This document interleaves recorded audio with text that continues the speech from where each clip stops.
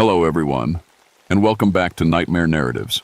I can picture some of you already in bed, maybe some of you just getting home from work.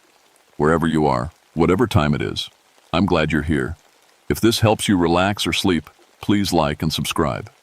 It means a lot. Now let's get you comfortable, and I'll tell you tonight's story. My name is Sam Whitmore, and I've been taking care of these Blue Ridge Mountains for 19 years now. Every morning I wake up in my ranger cabin near Thornton Gap, put on my uniform, and head out to make sure folks can enjoy Shenandoah National Park safely. It's a good job, one my daddy would have been proud of, though he never lived to see me get it. These mountains are in my blood. My family's been here for 3 generations, back when this was all private land with little farms tucked into every valley. When the government made this into a park back in the 1930s, they had to move a lot of families out, mine included. My grandfather, Jesse Whitmore, had to leave the cabin his daddy built with his own hands. But Jesse didn't hold grudges. He used to tell me the mountains belonged to everyone, not just us. What I remember most about Grandpa Jesse was his voice. Lord, could that man sing? He was what folks call a shape note singer, part of those old-time singing schools where people would gather in churches and homes to learn hymns and spirituals. His voice was pure tenor, clear as mountain water.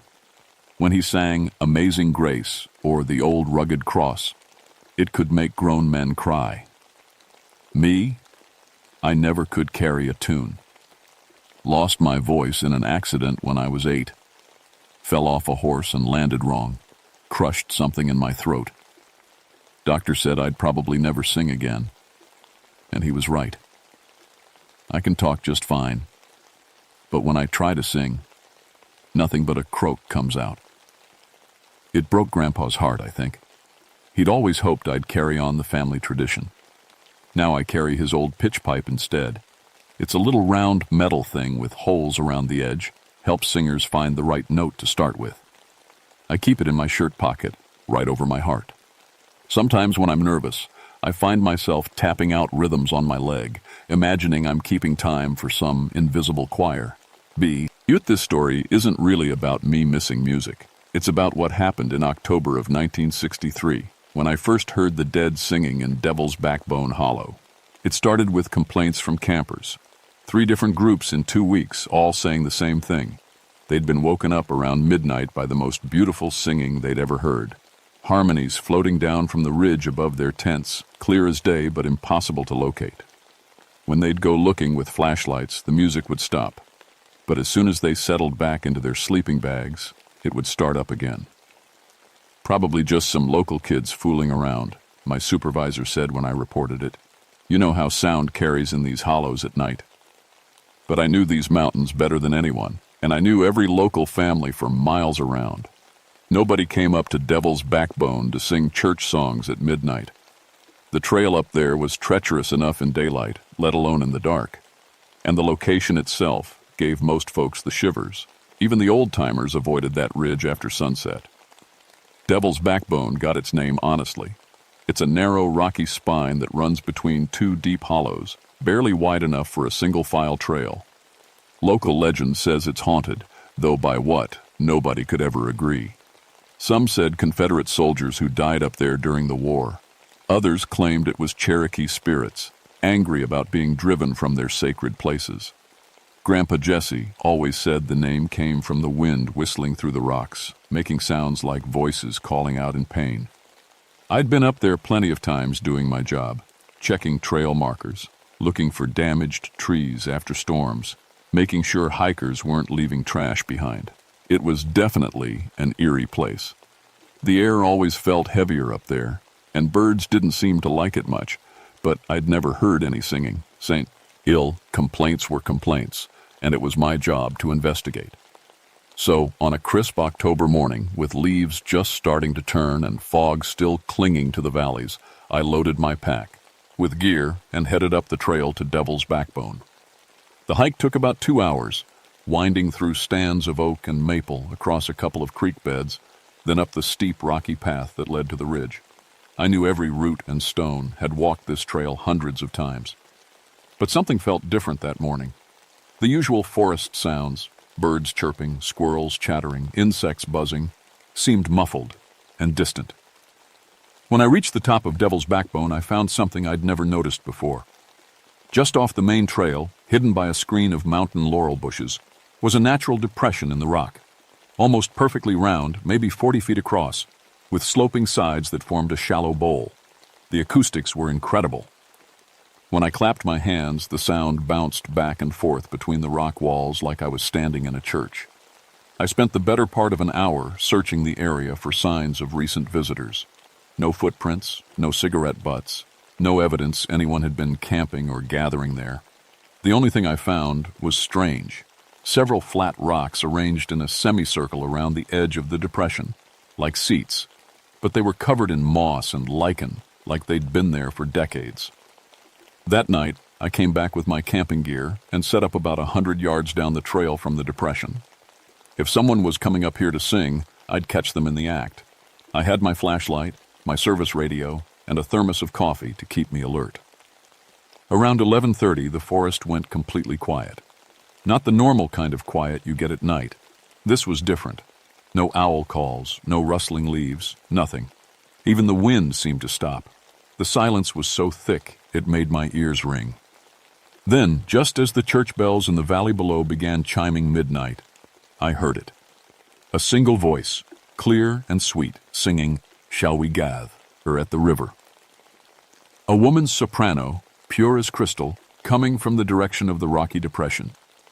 As the first verse ended, other voices joined in, men's voices, tenor and bass blending into four-part harmony that was prettier than anything I'd ever heard. My blood went cold. That tenor voice, the one carrying the melody now, I knew it. I'd grown up listening to it every Sunday at church, every evening around the dinner table, every time Grandpa Jesse got the notion to sing. But Grandpa Jesse had been dead for 10 years. I sat there in my sleeping bag, frozen, listening to my dead grandfather's voice float through the October air. The harmony was perfect. Soprano, alto, tenor, and bass weaving together like golden threads. They moved from "Shall we gather at the river" into "In the sweet by and by." Then, "When the roll is called up yonder." All the old hymns Grandpa used to sing. But it wasn't just his voice I recognized now. As I listened closer, other familiar sounds emerged from that impossible choir. There was Mrs. Henderson's alto. She'd passed 5 years back. And that bass voice rumbling underneath the melody belonged to old Tom McReady, who died in a logging accident when I was 12. These were all people from my childhood, people who'd sung together in the little church down in the valley before they died. And now, somehow, they were singing together again on this haunted ridge.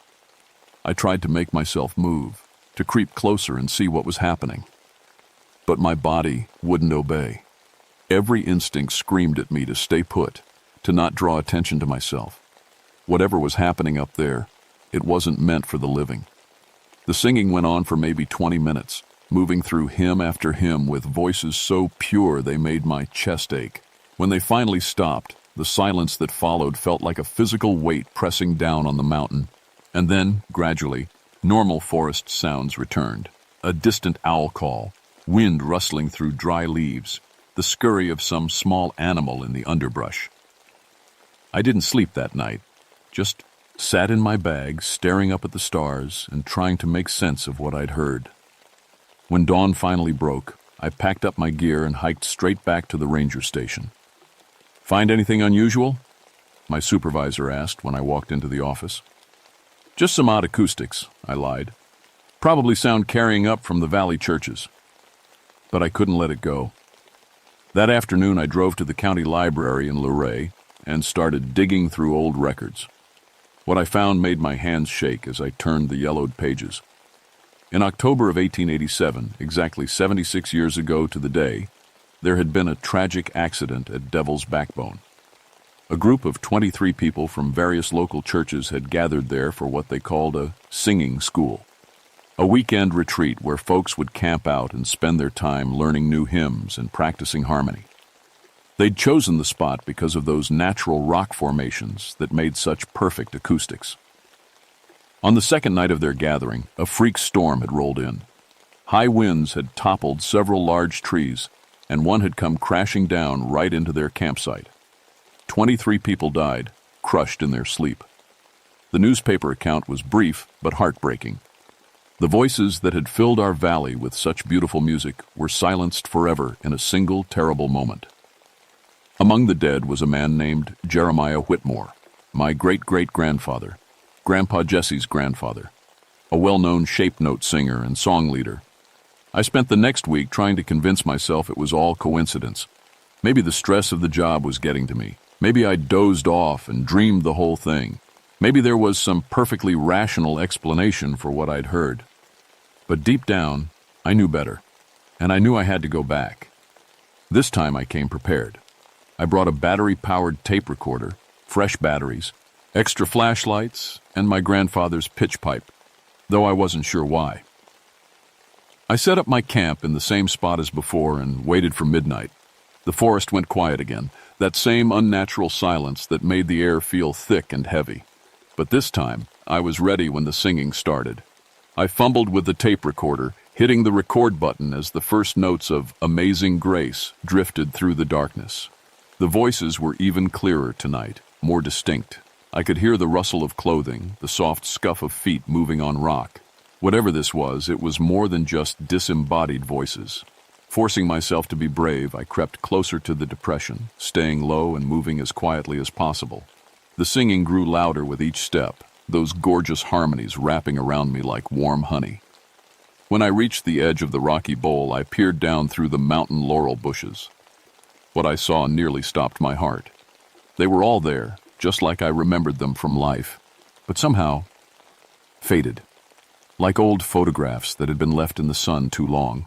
About 20 people in old-fashioned clothes, the women in long dresses and bonnets, the men in work shirts and suspenders. They stood in that same semicircle of mossy rocks I'd found earlier, their mouths open in song, their faces lifted toward the star-filled sky. And there, right in the center, conducting them with broad, graceful gestures, was my grandfather Jesse. He looked exactly as he had when I was 10 years old, tall and lean, with silver hair and kind eyes behind wire-rimmed glasses. He was wearing the same blue work shirt he'd been buried in. As I watched, transfixed, Grandpa's gaze suddenly shifted. His eyes met mine across the rocky depression, and he smiled, that same warm, loving smile I remembered from childhood. He raised one hand in a small wave, never missing a beat, baw, as he continued conducting with the other. That's when I realized something that made my blood turn to ice water in my veins. I could see the stars shining through him, the tape recorder in tools. My hands started making a grinding noise, then went silent. When I looked down, I saw that the plastic casing was cracked, the batteries completely drained, despite being brand new. My flashlight flickered and died. Even my wristwatch had stopped, its hands frozen at exactly midnight. When I looked back up, the singers were gone. The depression was empty, except for shadows and moonlight. But I could still hear an echo of their voices lingering in the air, like the last notes of a song fading in a church after the organ stops. I stumbled back to my camp and spent the rest of the night huddled in my sleeping bag, every nerve on edge. When morning came, I hiked down to the nearest phone and called in sick to work. Then I drove straight to the cemetery where Grandpa Jesse was buried. His headstone was simple granite with his name, dates, and a single line. His voice was lifted in praise. I knelt there in the damp grass, trying to understand what was happening to me, why I was seeing and hearing impossible things. That's when I heard footsteps behind me. I figured I'd find you here. I spun around to see Mrs. Harper, the librarian from town, walking between the headstones with a bundle of papers in her arms. She was in her 70s, a tiny woman with snow-white hair and sharp blue eyes that missed nothing. "Mrs. Harper? What are you doing here?" "Same as you, I expect. Looking for answers." She sat down on a stone bench near Grandpa's grave and patted the spot beside her. "After you were in the library yesterday, digging through those old records, I did some digging of my own. Found some things I thought you might want to see." She handed me a manila folder thick with photocopied documents. Death certificates from that 1887 accident. Newspaper clippings from 3 different counties. And this, she pulled out a faded photograph showing a group of people in old-fashioned bedclothes standing in what looked like the same rocky depression I'd found on Devil's Backbone. That picture was taken 2 days before they all died, Mrs. Harper said quietly. The photographer was a traveling man who'd come to document the singing schools for some magazine back east. He survived because he'd gone back down to town to develop his plates. I studied the faces in the photograph. They looked so alive, so happy. In the center stood a tall man with a strong jaw and kind eyes, one hand raised as if he was about to start conducting. The family resemblance was unmistakable. "That's Jeremiah Whitmore," Mrs. Harper said. "Your great-great-grandfather. They say he had the most beautiful tenor voice in 3 counties. "Mrs. Harper," I said slowly, "do you believe in ghosts?" She was quiet for a long moment, looking out across the cemetery where autumn leaves were falling like golden rain. "I believe some things leave echoes," she finally said, "especially things that were loved deeply and lost suddenly. Music, most of all. Music has a way of lingering." That night, I went back to Devil's Backbone for the 3rd time. But I didn't hide in the woods this time. When midnight came and the forest fell silent, I walked right up to the edge of the rocky depression and waited. The singing started with "Shall We Gather at the River," just like before. But this time, when Grandpa Jesse appeared with his ghostly choir, I didn't run. I stood there at the edge of the bowl, looking down at them, and he looked back up at me with those kind, familiar eyes. "Hello, Sam," he said, though his lips didn't move. His voice came from everywhere and nowhere, like it was carried on the wind itself. "I've been waiting for you." "Grandpa?" My voice came out as barely a whisper. "Are you really there?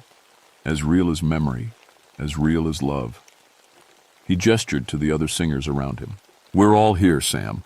All of us who loved music more than life itself." I noticed something I'd missed before. The ghostly figures weren't just the people who died in 1887 mixed in with. Them were others I recognized. Mrs. Henderson, Tom McReady, and several other folks from the valley who'd passed away over the years.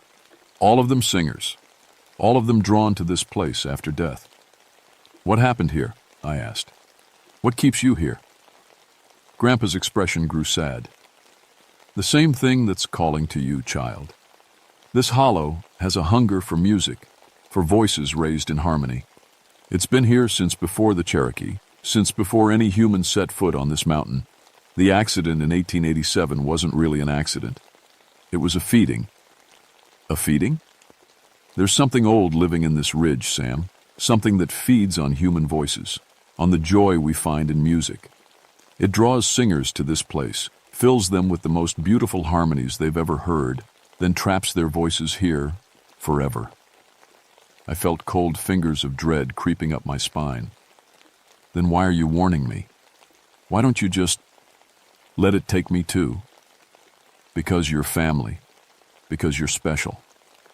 He took a step closer, and I could smell the familiar scent of pipe tobacco that always clung to his clothes. "You lost your voice as a child, Sam. That makes you invisible to the entity most of the time. But it also makes you the only one who can hear us clearly, the only one who can help." "Help how?" Before he could answer, the temperature around the depression dropped 20 degrees in an instant. The ghostly singers suddenly looked terrified, their song cutting off mid-note. They began backing away from the center of the circle, pressing against the rock walls like they were trying to escape. That's when I saw it. Rising from the deepest part of the rocky bowl came a shadow that was darker than the darkness around it.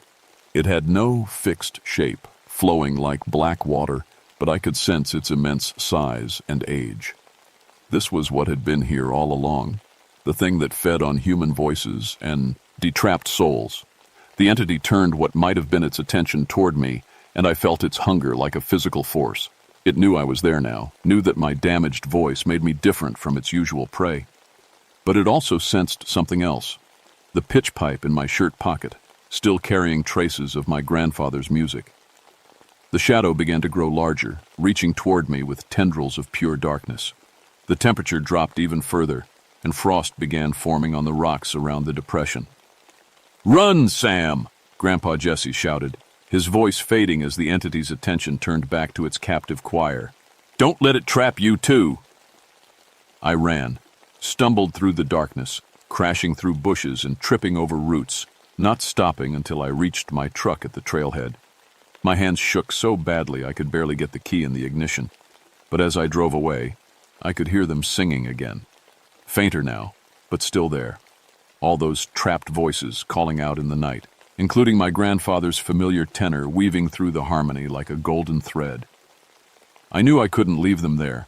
I knew I had to find a way to set them free, even if it meant facing that ancient, hungry darkness again.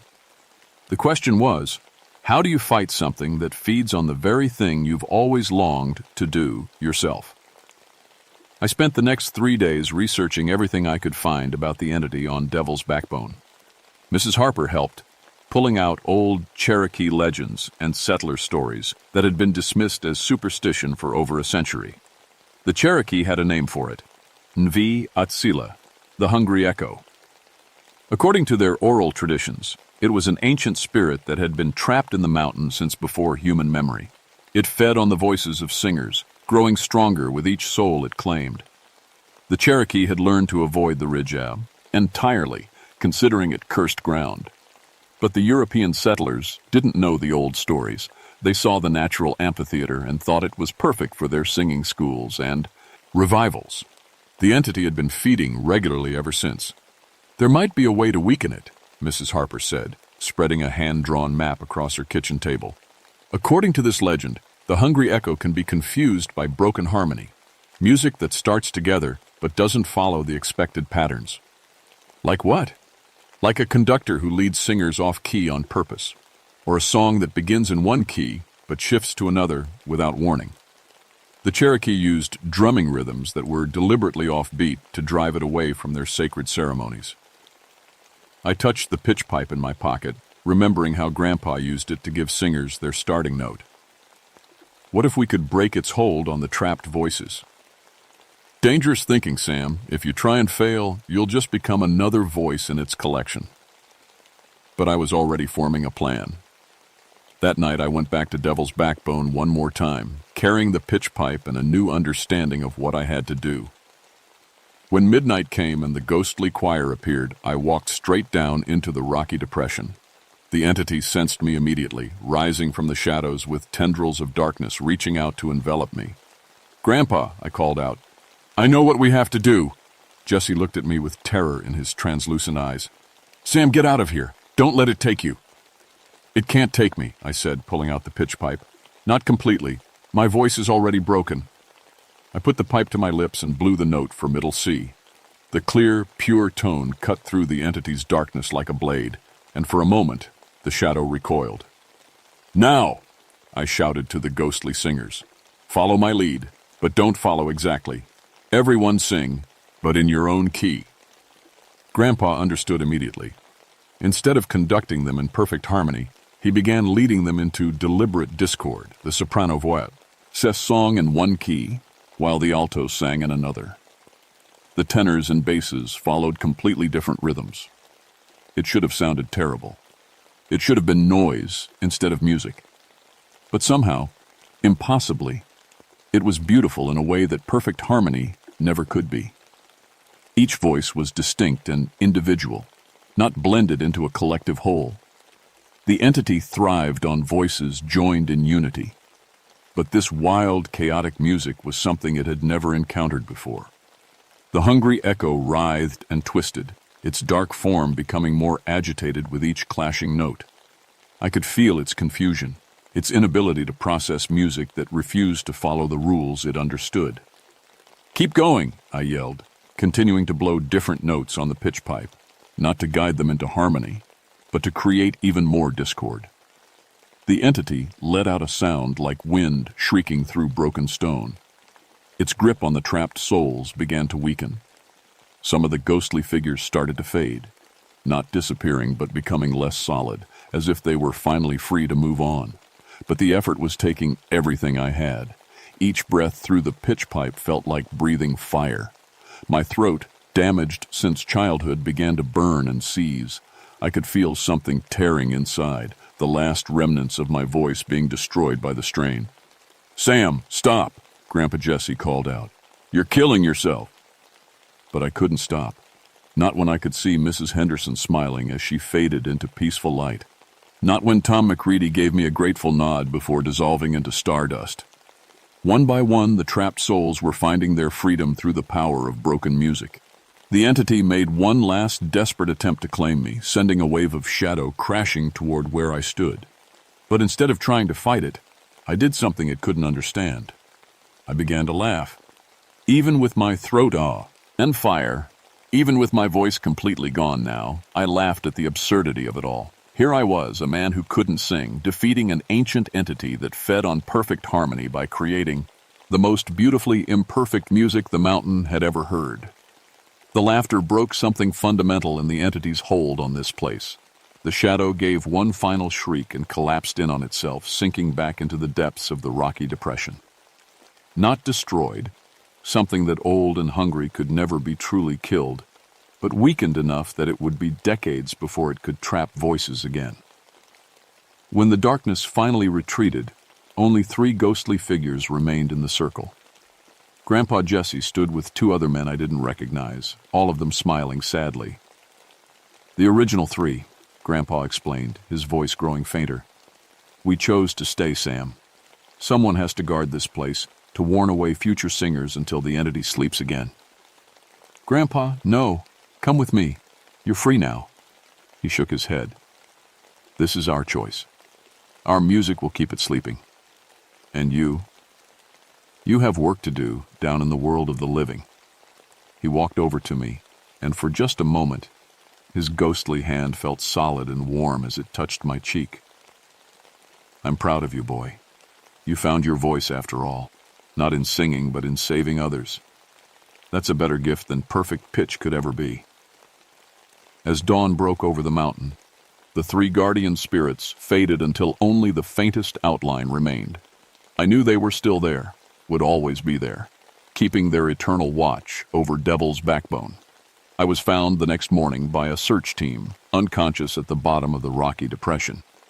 The official report said I'd suffered from exposure and exhaustion, that I'd been talking to myself and showed signs of severe dehydration.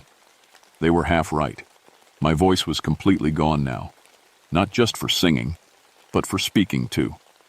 The doctors said it was probably stress-related, that vocal cords damaged in childhood sometimes failed completely under extreme circumstances. They recommended therapy, suggested I might eventually recover enough to whisper. They were wrong about that part.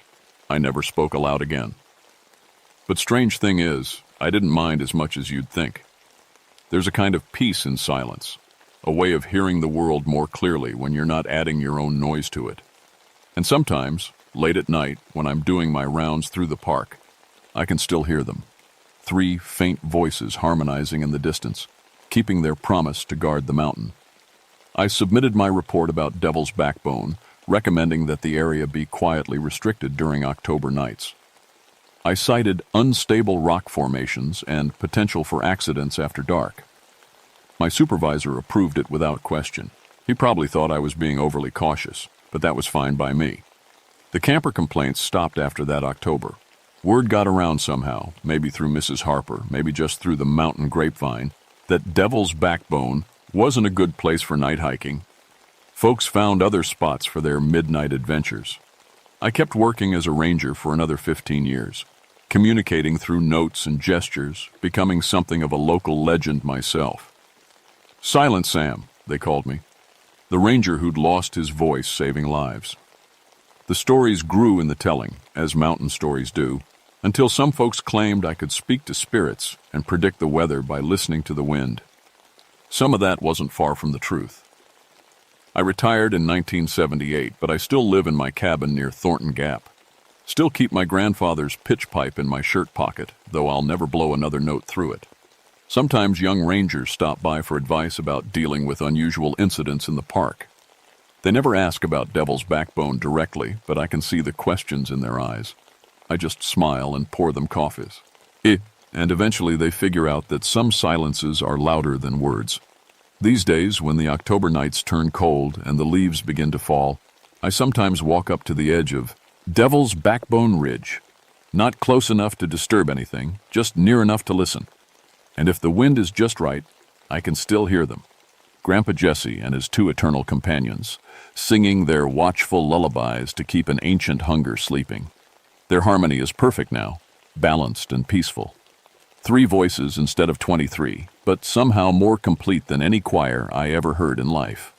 They sing the old songs, Amazing Grace, Shall We Gather at the River, In the Sweet By and By. But they also sing new ones, songs I've never heard before but that sound like home. Sometimes I think about joining them. When my time comes, when my body finally gives out, maybe I'll walk up that rocky trail one last time and add my broken voice to their eternal music. Maybe then I'll finally learn to sing again in whatever key the dead prefer. But not yet. There are still hikers to watch over, still people who might wander too close to that hungry hollow on the wrong October night. And there are still stories to remember, even if I can't speak them aloud. Because some music is too beautiful for this world, and some prices are too high for any song. But the silence after song, that belongs to everyone.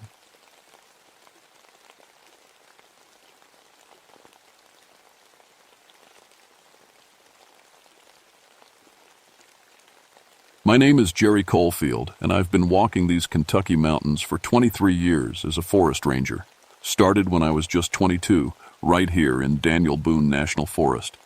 Back then, these hills were still wild in ways most folks couldn't imagine. I know every hidden trail, every cave, every spot where someone might think they can hide a still. See, I wasn't always on the law side of things. My family's been making moonshine in these mountains since before Kentucky was even a state. The Colefield name meant something around here. Meant quality whiskey that could knock a grown man flat. But that was before I learned what drinking could do to a family. Before I watched my daddy lose everything to the bottle, including my mama's love. Before I poured out the last batch from our family still and smashed every jar with a sledgehammer. That was 15 years ago, haven't touched a drop since. These days, my job is finding stills and shutting them down. Sounds simple, but it's not just about the law. These mountain families have been making shine for generations. It's in their blood, same as it used to be in mine. When I find an operation, I try to be fair about it, give warnings when I can. Help folks understand there are other ways to make a living. In 23 years, I've shut down 47 illegal operations. Know every moonshiner family in 3 counties. They respect me because I understand the trade, even if I'm on the other side now. Most of them, anyway. The Red River Gorge area is my main beat. It's perfect country for hiding stills, deep valleys, thick woods, caves everywhere you look. The limestone rock here has been carved by water for millions of years, creating hiding spots that most people never even know exist. I was checking one of those hidden valleys on a September morning when everything changed. The leaves were just starting to turn, painting the mountainsides in gold and red. Beautiful morning, perfect temperature, not a cloud in the sky. Should have been a good day. But something felt wrong from the moment I stepped into that valley. First thing I noticed was the quiet. These mountains are never truly silent. There's always birds, insects, squirrels rustling through the leaves. But this place was dead quiet, like someone had turned off all the sound. Second thing was the smell. Not the usual forest smell of leaves and earth. This was something chemical, sharp, and bitter, like copper pennies mixed with something rotten. I'd been following deer trails for about an hour when I found footprints in the mud near a creek. They were strange, the shape of old-fashioned boots, the kind my great-grandfather might have worn. Deep impressions, like whoever made them was carrying something heavy. The prints led straight toward a cliff face covered in thick vines. Nothing unusual there. Lots of caves in this area get hidden by plants. But as I pushed through the vines, I felt a chill that had nothing to do with the shade. The cave mouth was bigger than I expected, tall enough for a man to walk through without ducking. But it was the temperature that really got my attention. Had to be 30 degrees cooler inside that cave than outside, and it wasn't natural cool. This was the kind of cold that gets into your bones and stays there. I clicked on my flashlight and started walking deeper. The cave stretched back further than my light could reach, but I could hear something up ahead, a soft, bubbling sound, like water boiling. That's when I knew I'd found another still. But as I got closer, I realized this wasn't like any operation I'd seen before. The equipment was old, really old. The copper was green with age, covered in a patina that takes decades to develop, but it was running. Steam was rising from the still head, and clear liquid was dripping from the worm into a collection jar. Problem was, there was nobody around. No footprints except the old ones I'd followed. No fresh ashes in the firebox. No supplies, no food, nothing that showed anyone had been here recently. Yet the still was running like someone had just fired it up that morning. I stood there staring at that impossible sight, feeling the cold seep through my jacket. And for the first time in 15 years, I wanted a drink. I spent a good hour examining that still, trying to make sense of what I was seeing. The craftsmanship was incredible, better than anything I'd seen in my years of breaking up operations. Whoever built this knew what they were doing, but the age bothered me. The copper had that green color you only get after years of weather and time. The stones around the firebox were blackened from what looked like decades of use. Even the wooden parts, the few that hadn't rotted away, were dark with age. Yet fresh moonshine was dripping from the worm. I pulled out my radio to call it in, but got nothing but static. Not unusual in these caves, the rock blocks signals. But something about that static felt wrong. It wasn't the normal crackling you get from interference. This sounded almost like voices, too faint to make out words, but definitely human. The smart thing would have been to leave right then, come back with backup and proper equipment. That's what I should have done. That's what I'd always done before. Instead, I found myself walking closer to the collection jar. The moonshine inside was crystal clear, clearer than any shine I'd ever seen. It didn't have the slight yellow tint that most homebrew has. This looked like pure water, except for the way it caught the light. It seemed to glow from inside, like it had its own light source. I knew I shouldn't, but I had to know what I was dealing with. Took a small sample bottle from my kit, the kind we use for testing water quality, and filled it from the collection jar. The liquid was cold, colder than the cave. Air. When I held the bottle up to my flashlight, I could see tiny swirls moving inside like smoke trapped in glass. That's when I made my first real mistake. I unscrewed the cap and took a smell. The scent hit me like a punch to the face. It wasn't the harsh alcohol smell of normal moonshine. This was sweet, almost floral, with hints of vanilla and something else I couldn't identify. Something that reminded me of Christmas morning when I was little, of my mother's cooking, of everything good I'd ever lost. Before I could stop myself, I tilted the bottle and let a single drop fall on my tongue. The world exploded. Suddenly, I wasn't in the cave anymore. I was standing in a colonial settlement, watching men in old-fashioned clothes loading barrels onto a wagon. The air was full of smoke and the sound of shouting. Someone was screaming. A man with wild eyes and a black beard was laughing as he poured liquid from a ceramic jug onto a pile of bodies. When he struck a flint, the bodies burst into flames that burned green and blue. "Finest batch yet," he said, and his voice seemed to come from inside my head. "Each soul makes it stronger." Then I was back in the cave, on my hands and knees, shaking like a leaf. The taste was still on my tongue, that impossible sweetness that made every other flavor in the world seem dull and lifeless. I don't know how long I stayed there trying to get my head clear. When I finally stood up, my legs felt weak. The cave seemed different somehow, like it had gotten bigger while I wasn't looking. That's when I heard the footsteps. They were coming from deeper in the cave, slow and steady.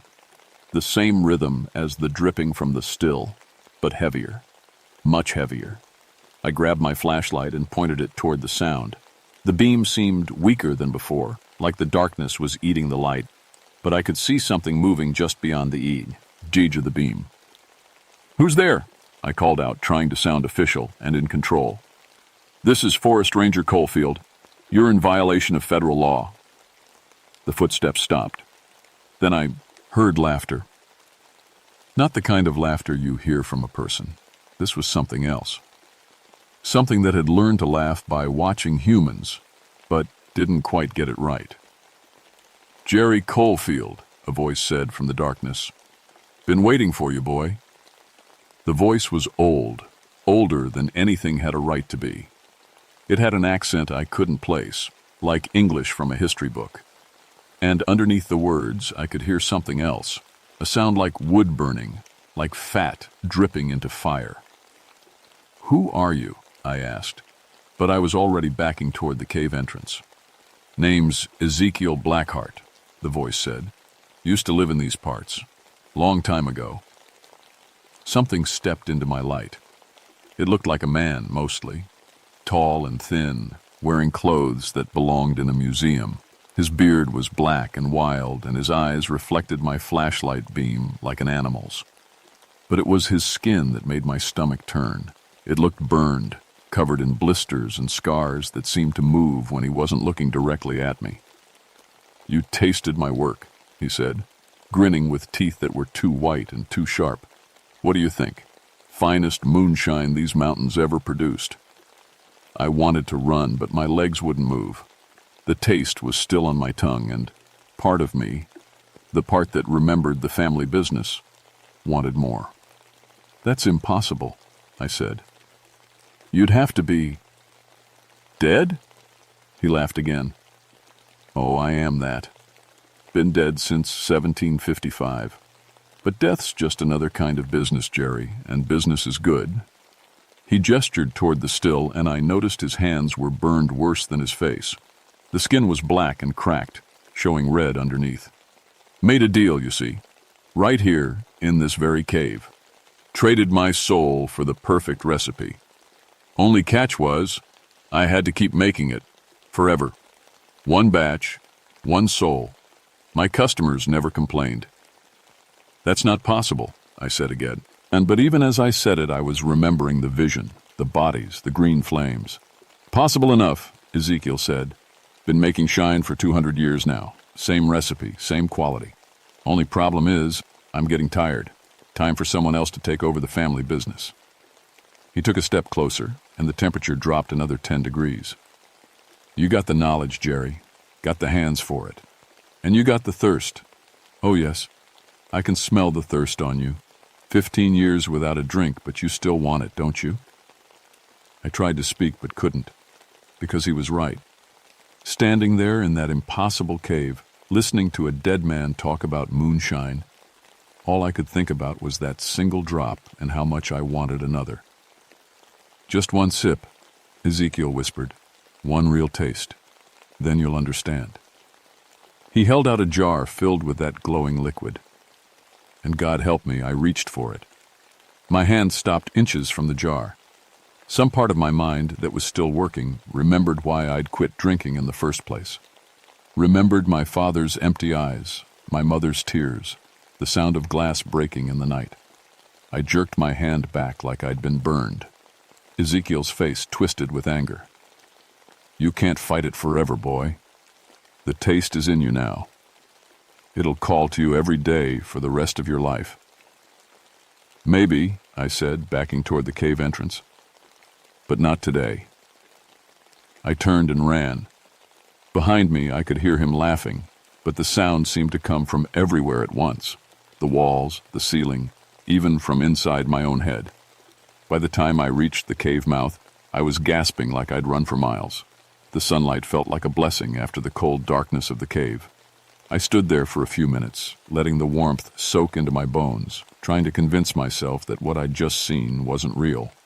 But the taste was still on my tongue, and very few seconds, I'd catch myself thinking about that jar, about how the liquid had seemed to glow from within. I hiked back to my truck and drove straight to the ranger station thinking I'd file a report and get some help dealing with whatever was in that cave. But when I tried to write down what happened, the words wouldn't come.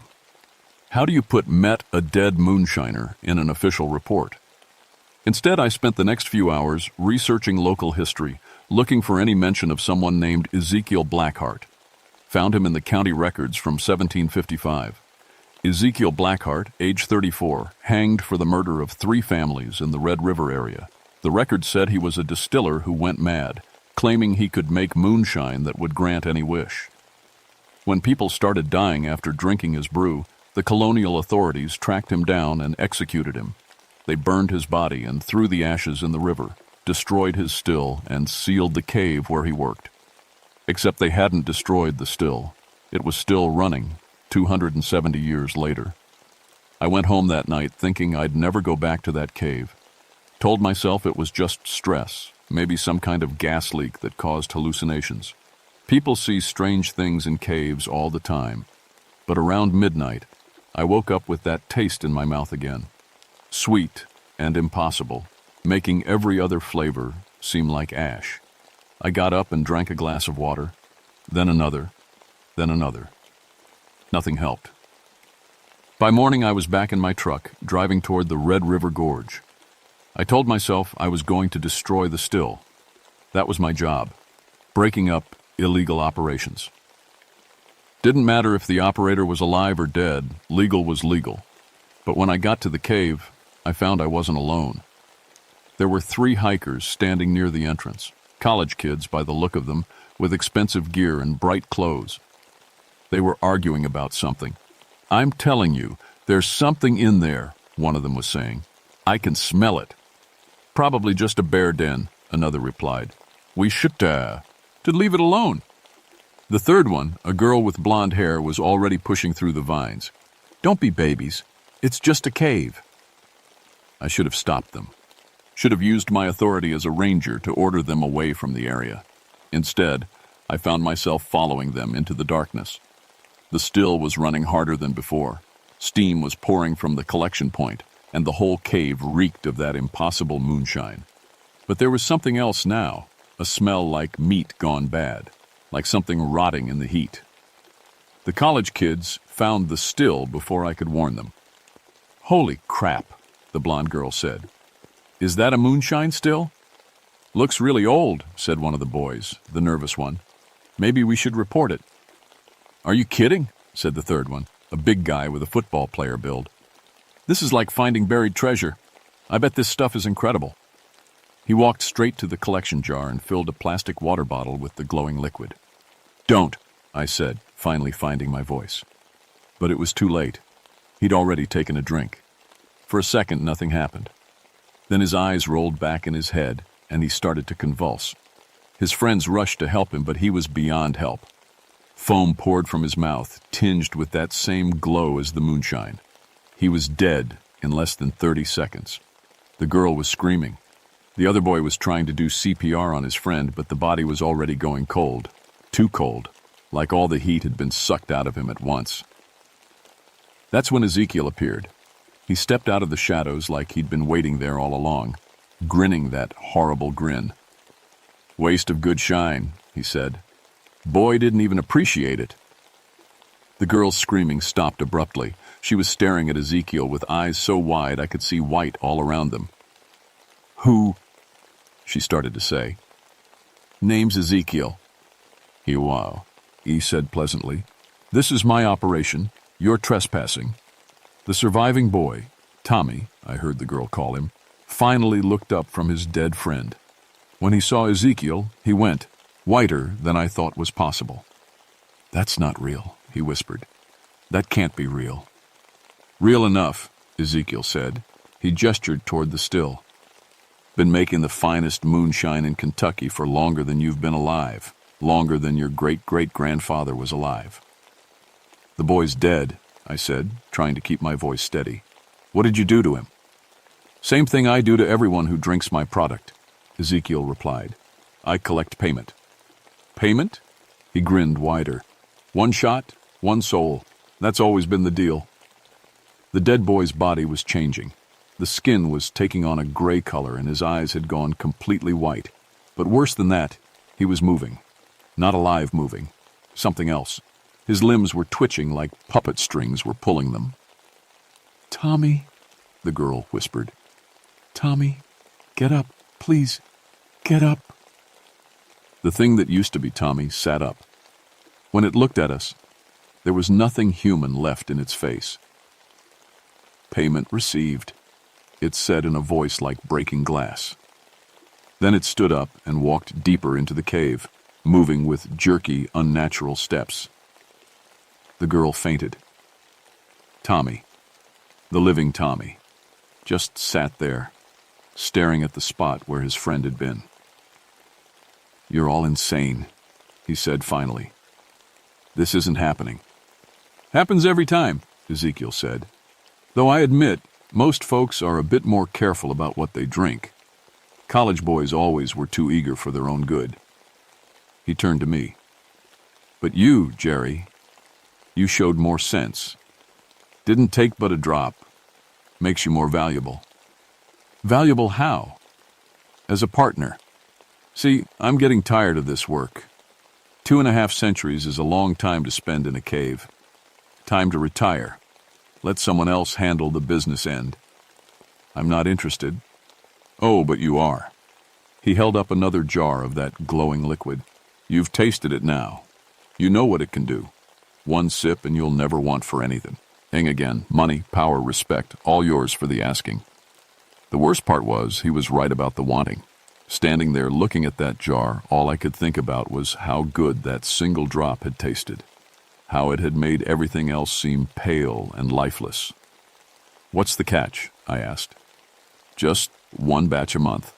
1 soul per batch. Simple business. And if I say no?" His grin got wider. "Then you'll spend the rest of your life wanting what you can't have, thirsty for something that will never be satisfied. Trust me, boy, that's no way to live." I looked at the unconscious girl, at Tommy who was still staring at nothing, at the place where their friend had died. Then I looked at the jar in Ezekiel's burned hands, and I realized I was actually considering it. The craving was getting stronger. Standing there in that cold cave, listening to a dead man make his pitch, all I could think about was that taste. Sweet and perfect, like everything I'd ever wanted distilled into liquid form. "Think about it," Ezekiel said, his voice smooth as silk. "Your daddy never understood the business like you do, never had the knowledge, the respect. But you could be different. You could be the best." "My daddy died because of moonshine," I said. But my voice sounded weak even to me.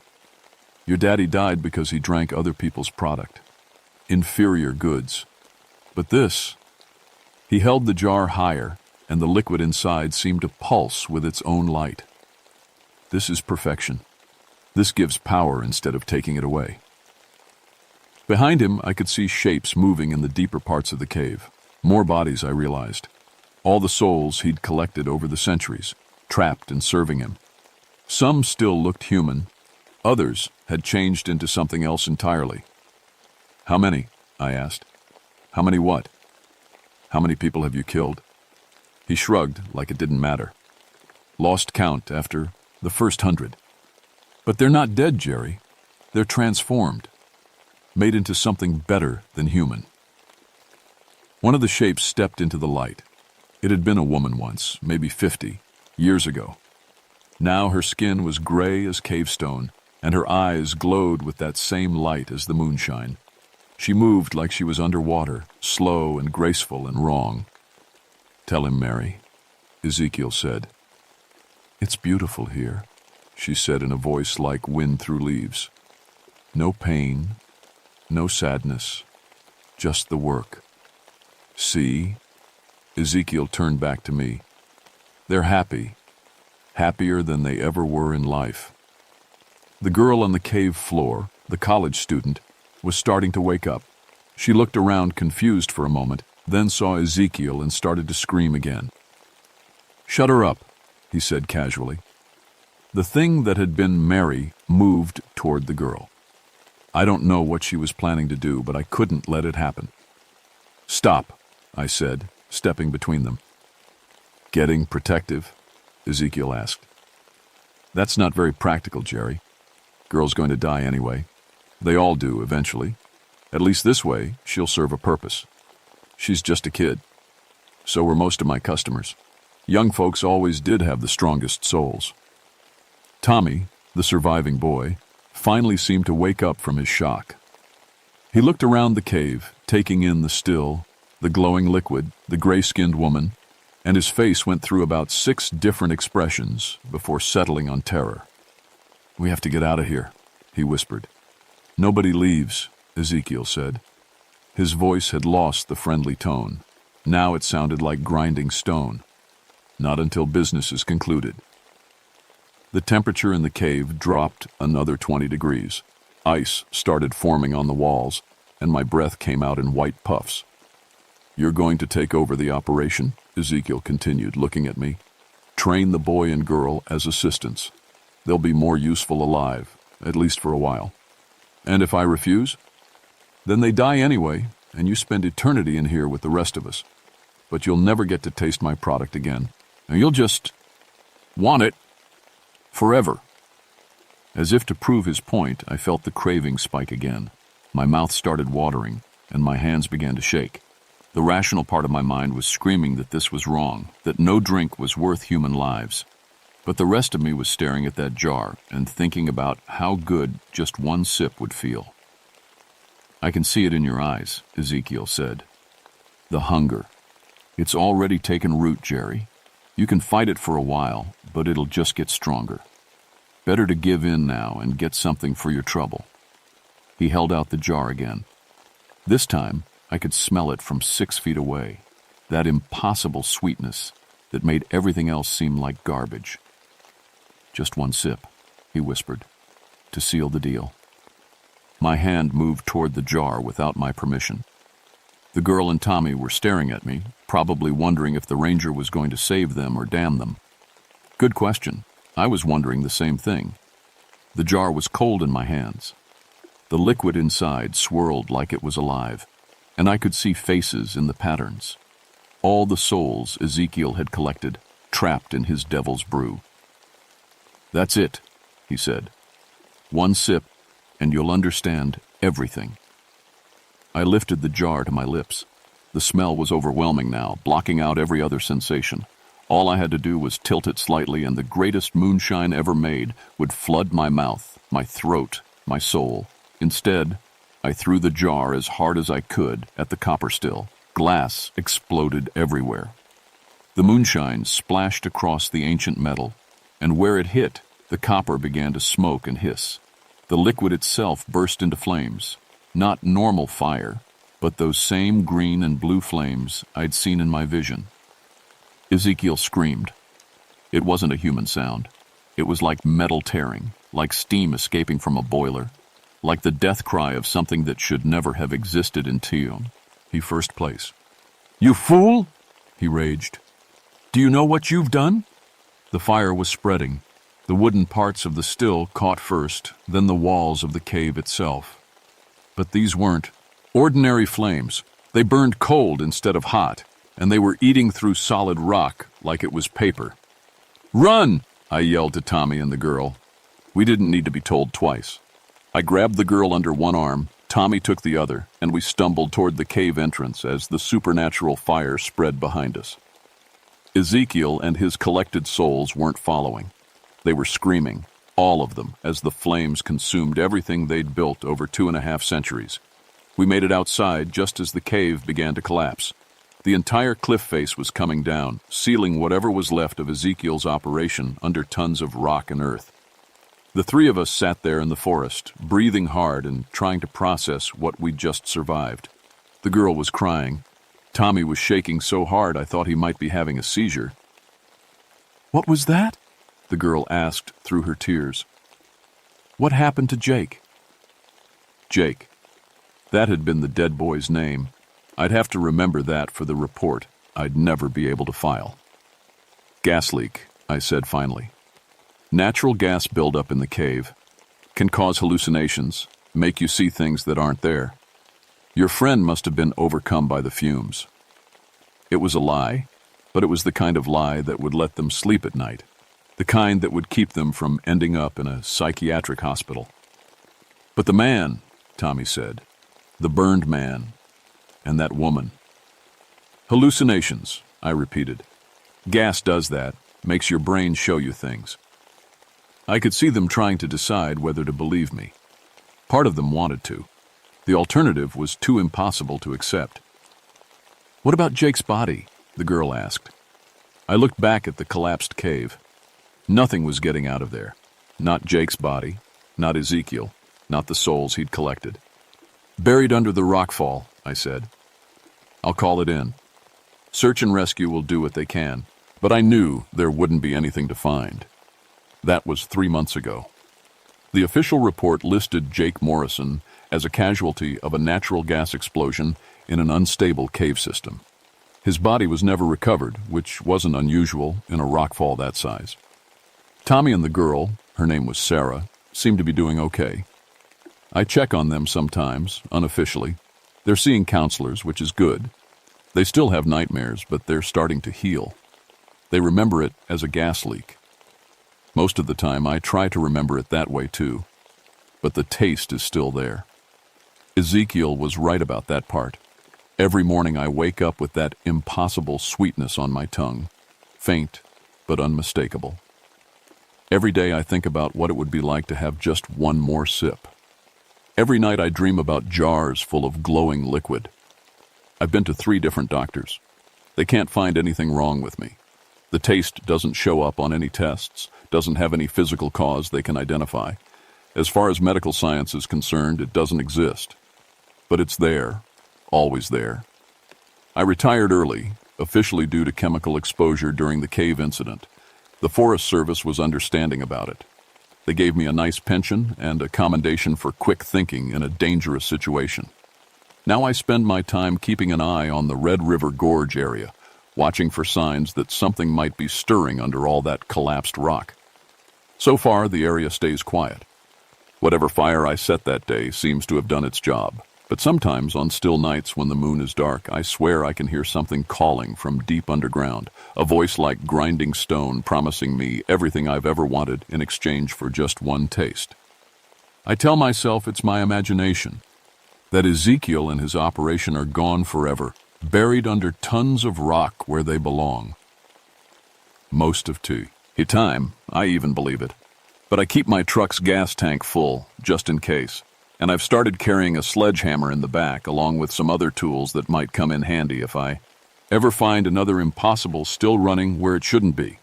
Because here's what I learned in that cold cave.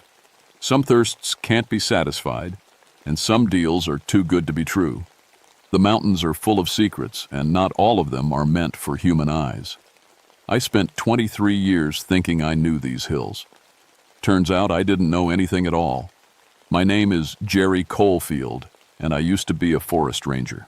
Now I'm something else, a guardian maybe, or a watchman, keeping an eye on places where the old world bleeds through into the new. And if you're ever hiking in the Daniel Boone National Forest and you smell something sweet and impossible on the wind, something that makes your mouth water and your hands shake, turn around. Walk away. Don't look back. Some thirsts are meant to kill you. Trust me on that one.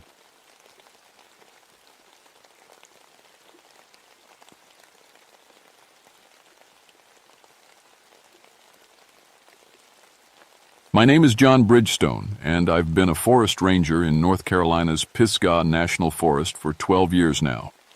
I know these mountains like the back of my hand, every trail, every creek, every place where the rare plants grow. I have a PhD in botany, which sounds fancy, but really it just means I love plants more than most people love their pets. I moved out here after my divorce. Sarah and I had been together since college, but after 10 years of marriage, she said I cared more about my research than about her. Maybe she was right. When she left, I packed up my plant books and identification guides and headed for the mountains. The Forest Service was happy to have someone who could tell a rare orchid from a common weed. The Grandfather Mountain area became my specialty. It's remote up there. Sometimes I don't see another person for days. That's how I liked it.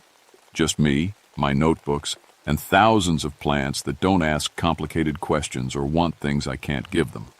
I've discovered 3 new plant species in my time here. Not big, flashy discoveries that make the news, but small wildflowers and ferns that scientists had missed.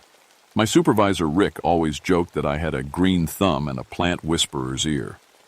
If only he knew how true that would become.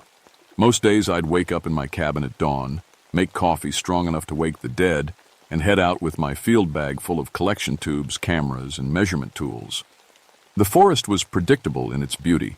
Dogwoods blooming in spring, leaves turning gold in fall, everything following the natural order I'd studied for years. But in May of 1964, something changed.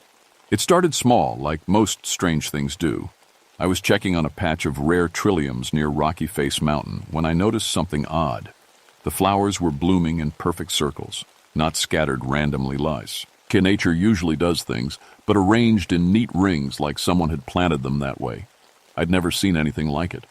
Trilliums are finicky plants. They grow where they want to grow, not where humans think they should. But here they were, dozens of them, forming 3 perfect circles about 6 feet apart. The inner circle had white flowers, the middle ring showed pink ones, and the outer ring bloomed deep red. I took pictures and made notes, trying to think of what could cause such a pattern. Maybe some kind of underground fungus network, or chemicals in the soil from old logging operations. I collected soil samples and flower specimens, planning to send them to the university lab. That night, I couldn't stop thinking about those circles. In 12 years of botanical research, I'd never seen wild plants arrange themselves so perfectly. It bothered me like an itch I couldn't scratch. The next morning, I hiked back to the same spot. The circles were still there, but now there was something new. Right in the center of the innermost ring, a single flower had bloomed overnight. It was unlike anything I'd seen before. Petals that shifted from deep purple to silver depending on how the light hit them, and a scent that reminded me of the honeysuckle Sarah used to wear as perfume. I knelt down to examine it closer. The flower was perfect. No insect damage, no weather wear, like it had been protected by invisible hands. As I reached for my magnifying glass, a breeze picked up, and I could swear I heard something that sounded almost like laughter carried on the wind. Standing up, I looked around the forest. Everything seemed normal. Birds singing, squirrels chattering, sunlight filtering through the trees. But there was something different in the air, something that made the hair on my arms stand up. I shook my head and got back to work. I was a scientist, not sage. Superstitious mountain man. There had to be a logical explanation for these flowers. There always was. But as I walked back down the trail that evening, I couldn't shake the feeling that something in these mountains was watching me. And for the first time in 12 years, the forest didn't feel quite so safe. Over the next 2 weeks, the flower circles multiplied. Every few days, I'd find a new arrangement, sometimes in heart shapes, sometimes in spirals, always with that same impossible perfection. My soil samples came back from the lab showing nothing unusual. The flowers tested normal, too. Except for one thing that made no sense. They were all blooming out of season. I found spring beauty flowering next to fall asters, summer bergamot growing beside winter witch hazel. It was like someone had mixed up nature's calendar, and somehow it all worked together beautifully. The strangest part was how the arrangement seemed designed for me. The flowers were always positioned where I'd have the best view when I came around the bend in the trail. Camera angles were perfect. The scents were strongest right where I usually stopped to take notes. I started bringing my lunch to eat near the flower displays. The forest felt more alive somehow. Birds sang more sweetly. Butterflies seemed more colorful. Even the air tasted cleaner. For the first time since Sarah left, I felt something close to contentment. That's when I met her. I was photographing a new spiral of wild roses that had appeared overnight when I heard footsteps on the trail behind me. I turned around expecting to see another hiker, maybe a backpacker who'd gotten turned around. Instead, I saw the most beautiful woman I'd ever laid eyes on. She was tall and graceful, with long brown hair that seemed to have tiny flowers woven through it. Her skin had a golden glow like she spent all her time in dappled sunlight, and her eyes were the exact green of new leaves in spring. She wore a simple dress that looked like it was made from soft moss and bark, and she moved so quietly I could barely hear her steps. "Beautiful work," she said, nodding toward the roses. Her voice was soft and musical, with an accent I couldn't place. Someone has quite the artistic eye. I wish I could take credit, I said, surprised to hear my own voice shake a little. But I'm just documenting them. I'm John, by the way. John Bridgestone, Forest Service. She smiled, and it was like watching the sun come up. I know who you are. I've been watching you work. You care for the plants like they're your children. Something about the way she said watching should have bothered me, but it didn't. Instead, I felt flattered.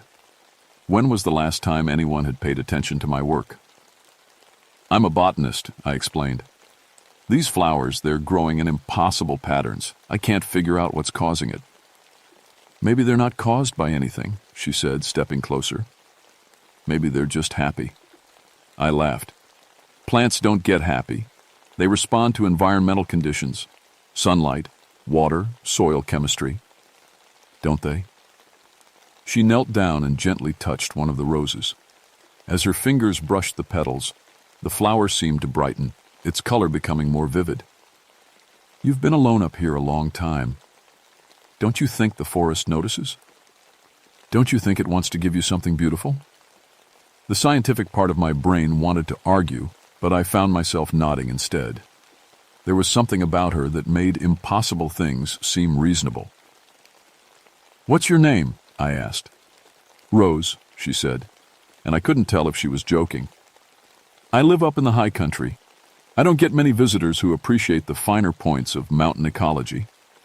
We talked for an hour about plants and flowers.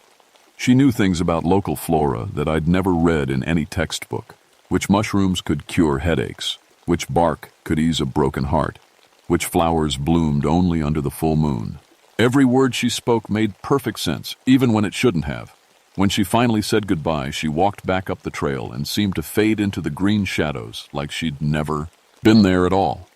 But the roses she'd touched stayed bright and vivid, more beautiful than any flowers I'd ever seen. That night I dreamed about her voice and woke up feeling more rested than I had in months. The next day I hiked back to the rose spiral, hoping to see her again. The flowers were still there, but now they'd been joined by something new. A carpet of wild violets that spelled out a single word in flowing script. Welcome. I stood there staring at those purple letters, my hands shaking as I held my camera. Plants didn't spell words. They couldn't spell words. But there it was, clear as day, written in flowers that had definitely not been there yesterday. For the first time since I'd started finding the mysterious arrangements, I felt genuinely afraid. But it was the kind of fear that came mixed with excitement, like standing at the edge of a cliff and wondering what it would be like to fly. I took pictures from every angle, then sat down on a fallen log to think. There had to be a rational explanation. Someone else was out here, someone with a strange sense of humor and a talent for gardening. Maybe Rose knew who it was. Maybe Rose was doing it herself, though I couldn't imagine how she could work so quickly and precisely. As if summoned by my thoughts, she appeared on the trail again.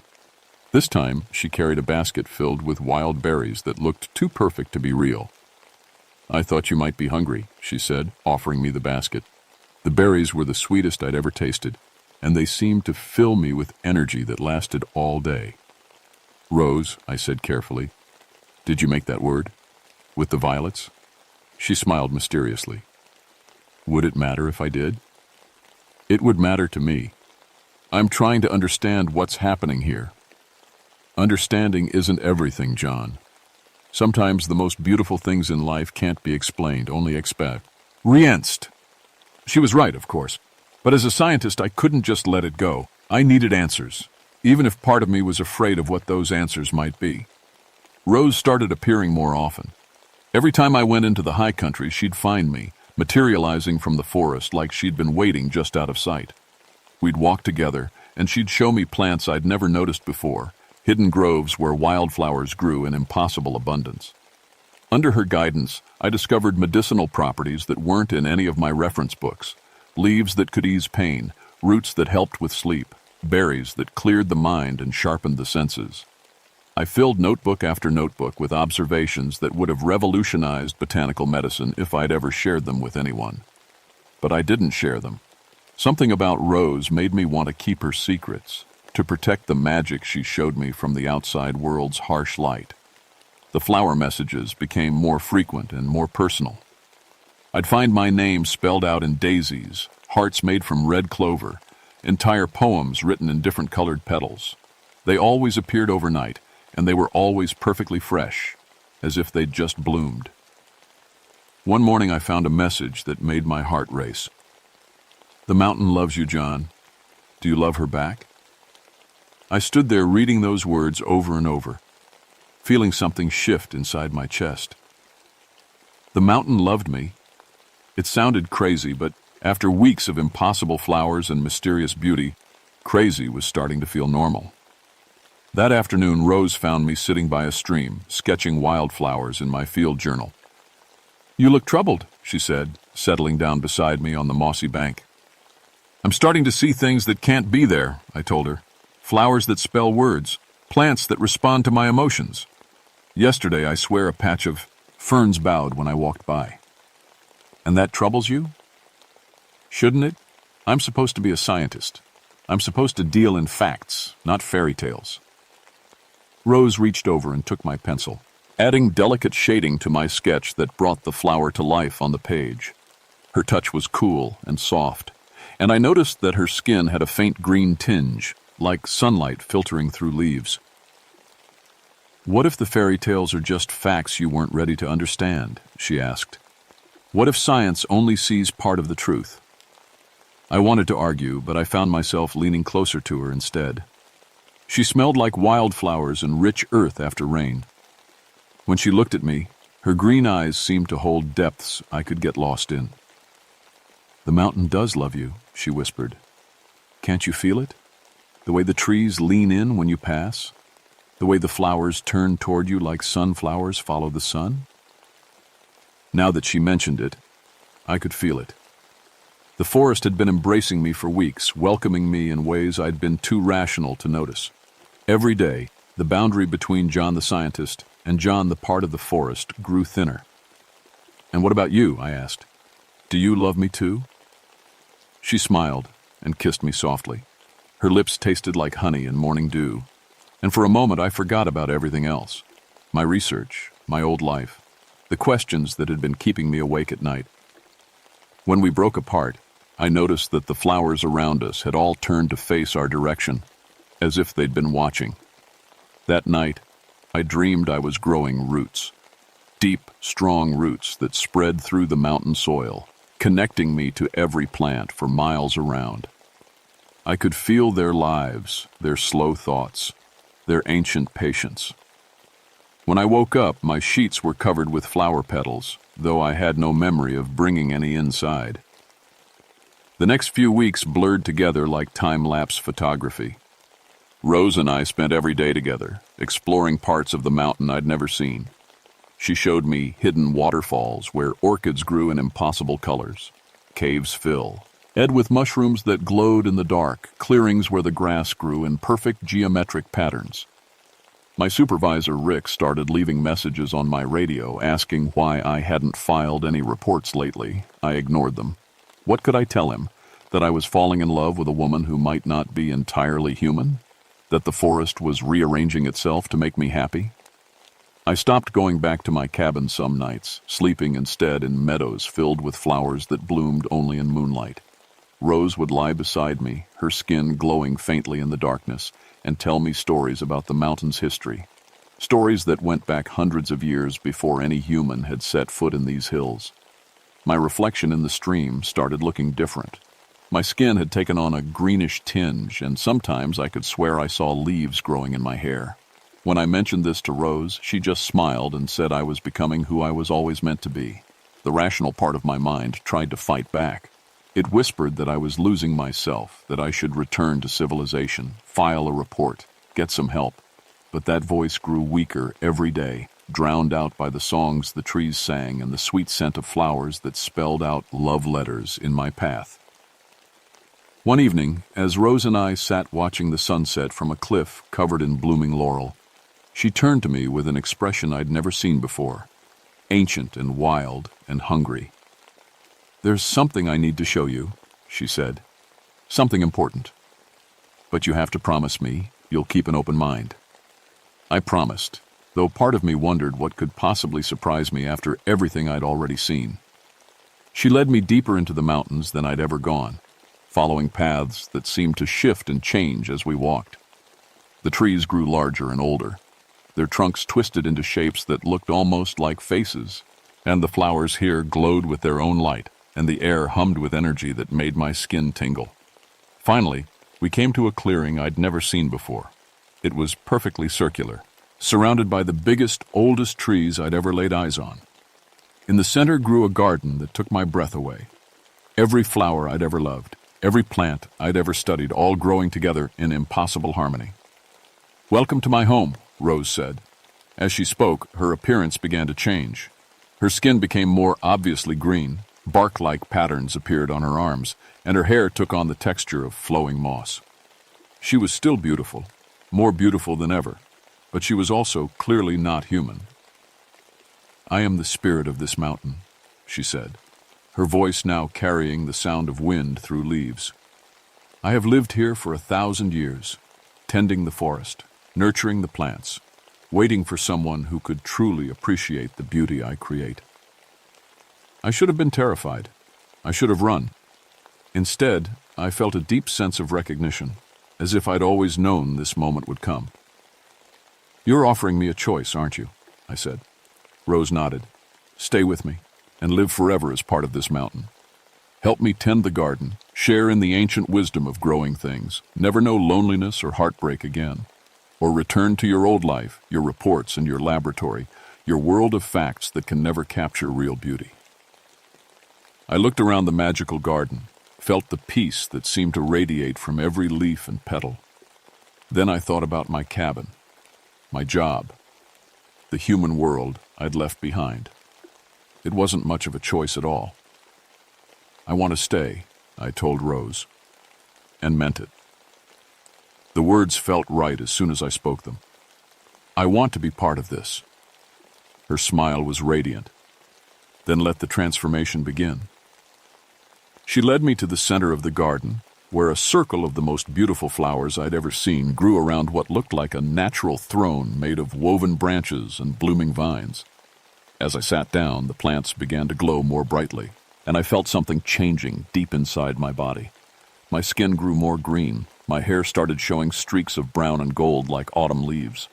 My fingernails hardened into something that looked like small thorns, and when I breathed, I could taste every flower in the garden. I felt stronger, more alive than I ever had as a purely human being. "This is what I've always wanted," I said, and Rose laughed with joy. But as the days passed in our magical garden, I started noticing things that bothered me. Rose would disappear for hours at a time, returning with stories about tending to the mountain's needs. When I asked to come with her, she always said I wasn't ready yet, that I needed to finish changing first. The garden was beautiful, but I realized I couldn't leave it. Whenever I tried to walk past the circle of ancient trees, my legs would grow heavy and my vision would blur. The flowers seemed to whisper warnings about the dangers of the outside world, how I might be hurt or killed if I ventured beyond the protection of the garden. One day, while Rose was away, I noticed something that chilled me. In a corner of the garden I'd never explored, I found a small grove of trees that didn't look quite natural. As I got closer, I realized why. They had human features. Faces pressed into the bark, hands reaching out from the branches, eyes that still held traces of intelligence and fear.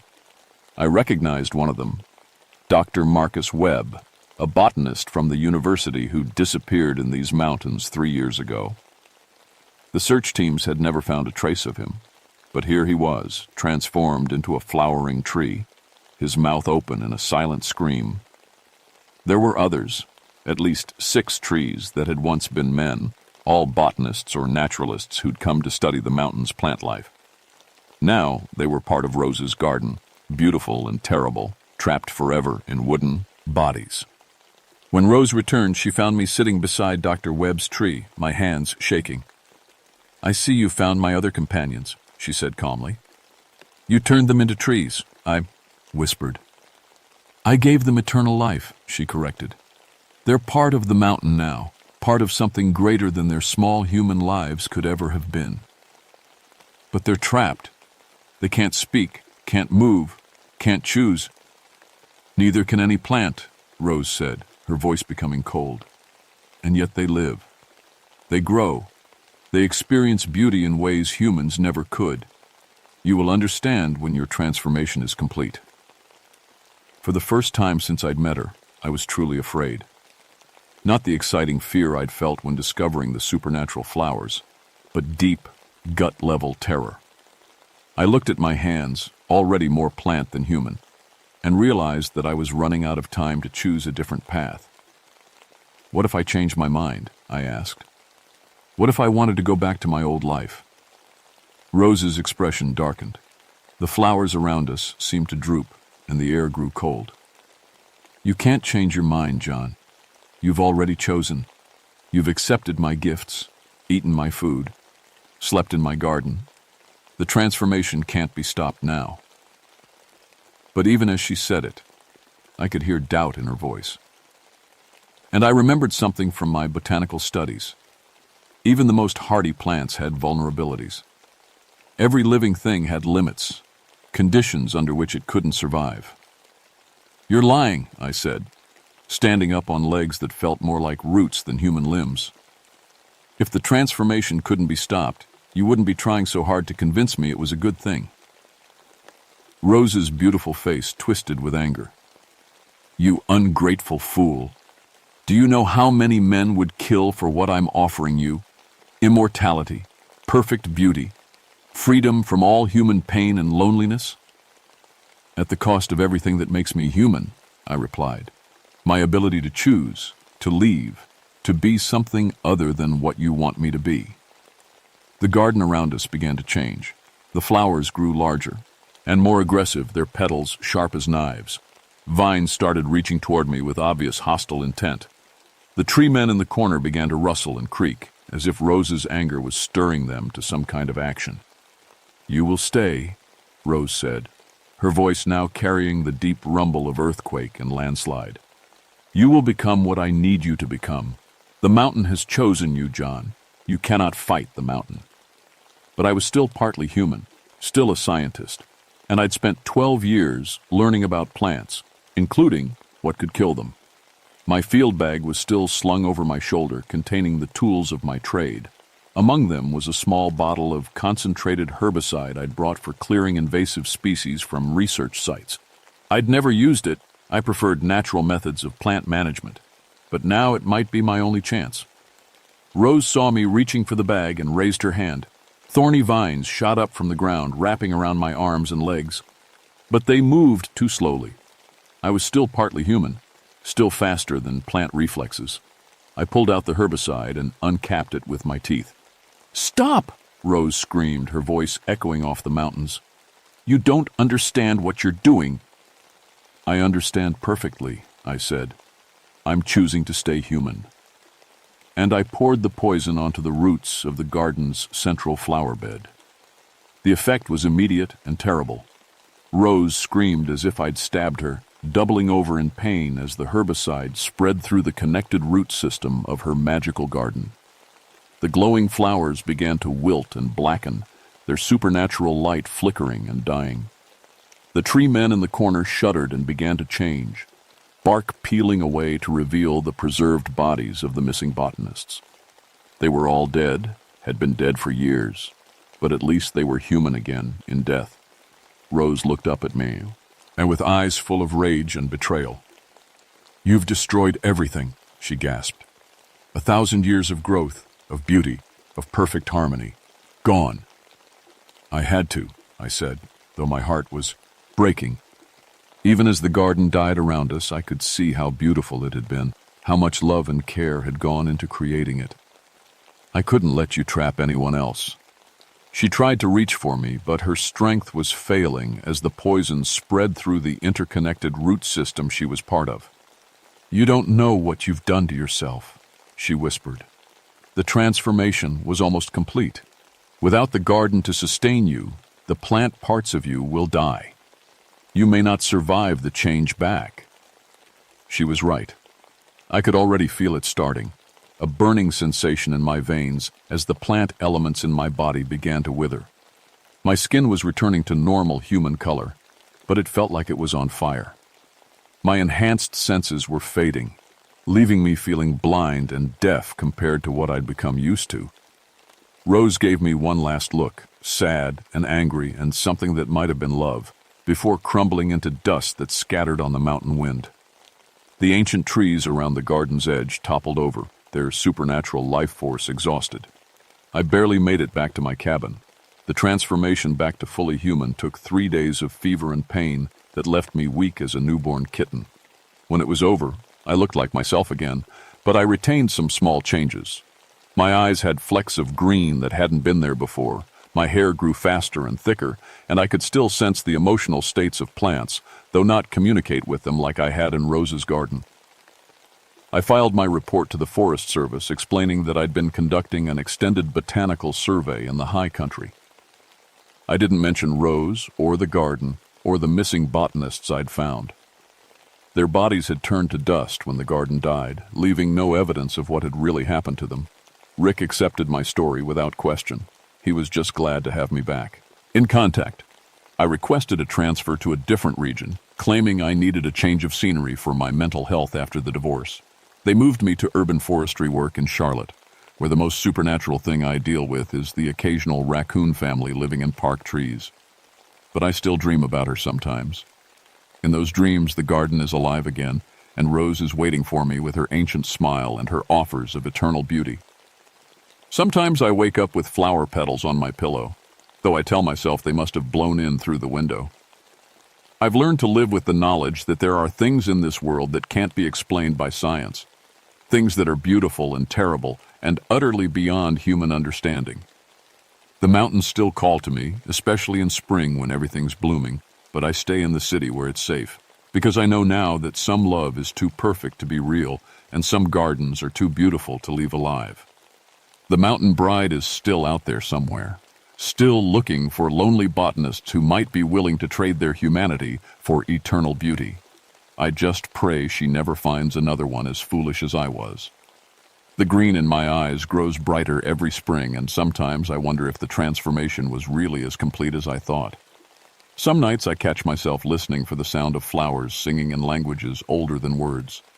I chose to stay human, but I'm not sure the choice was permanent. The mountain is patient, and love like that doesn't die easily. It just waits.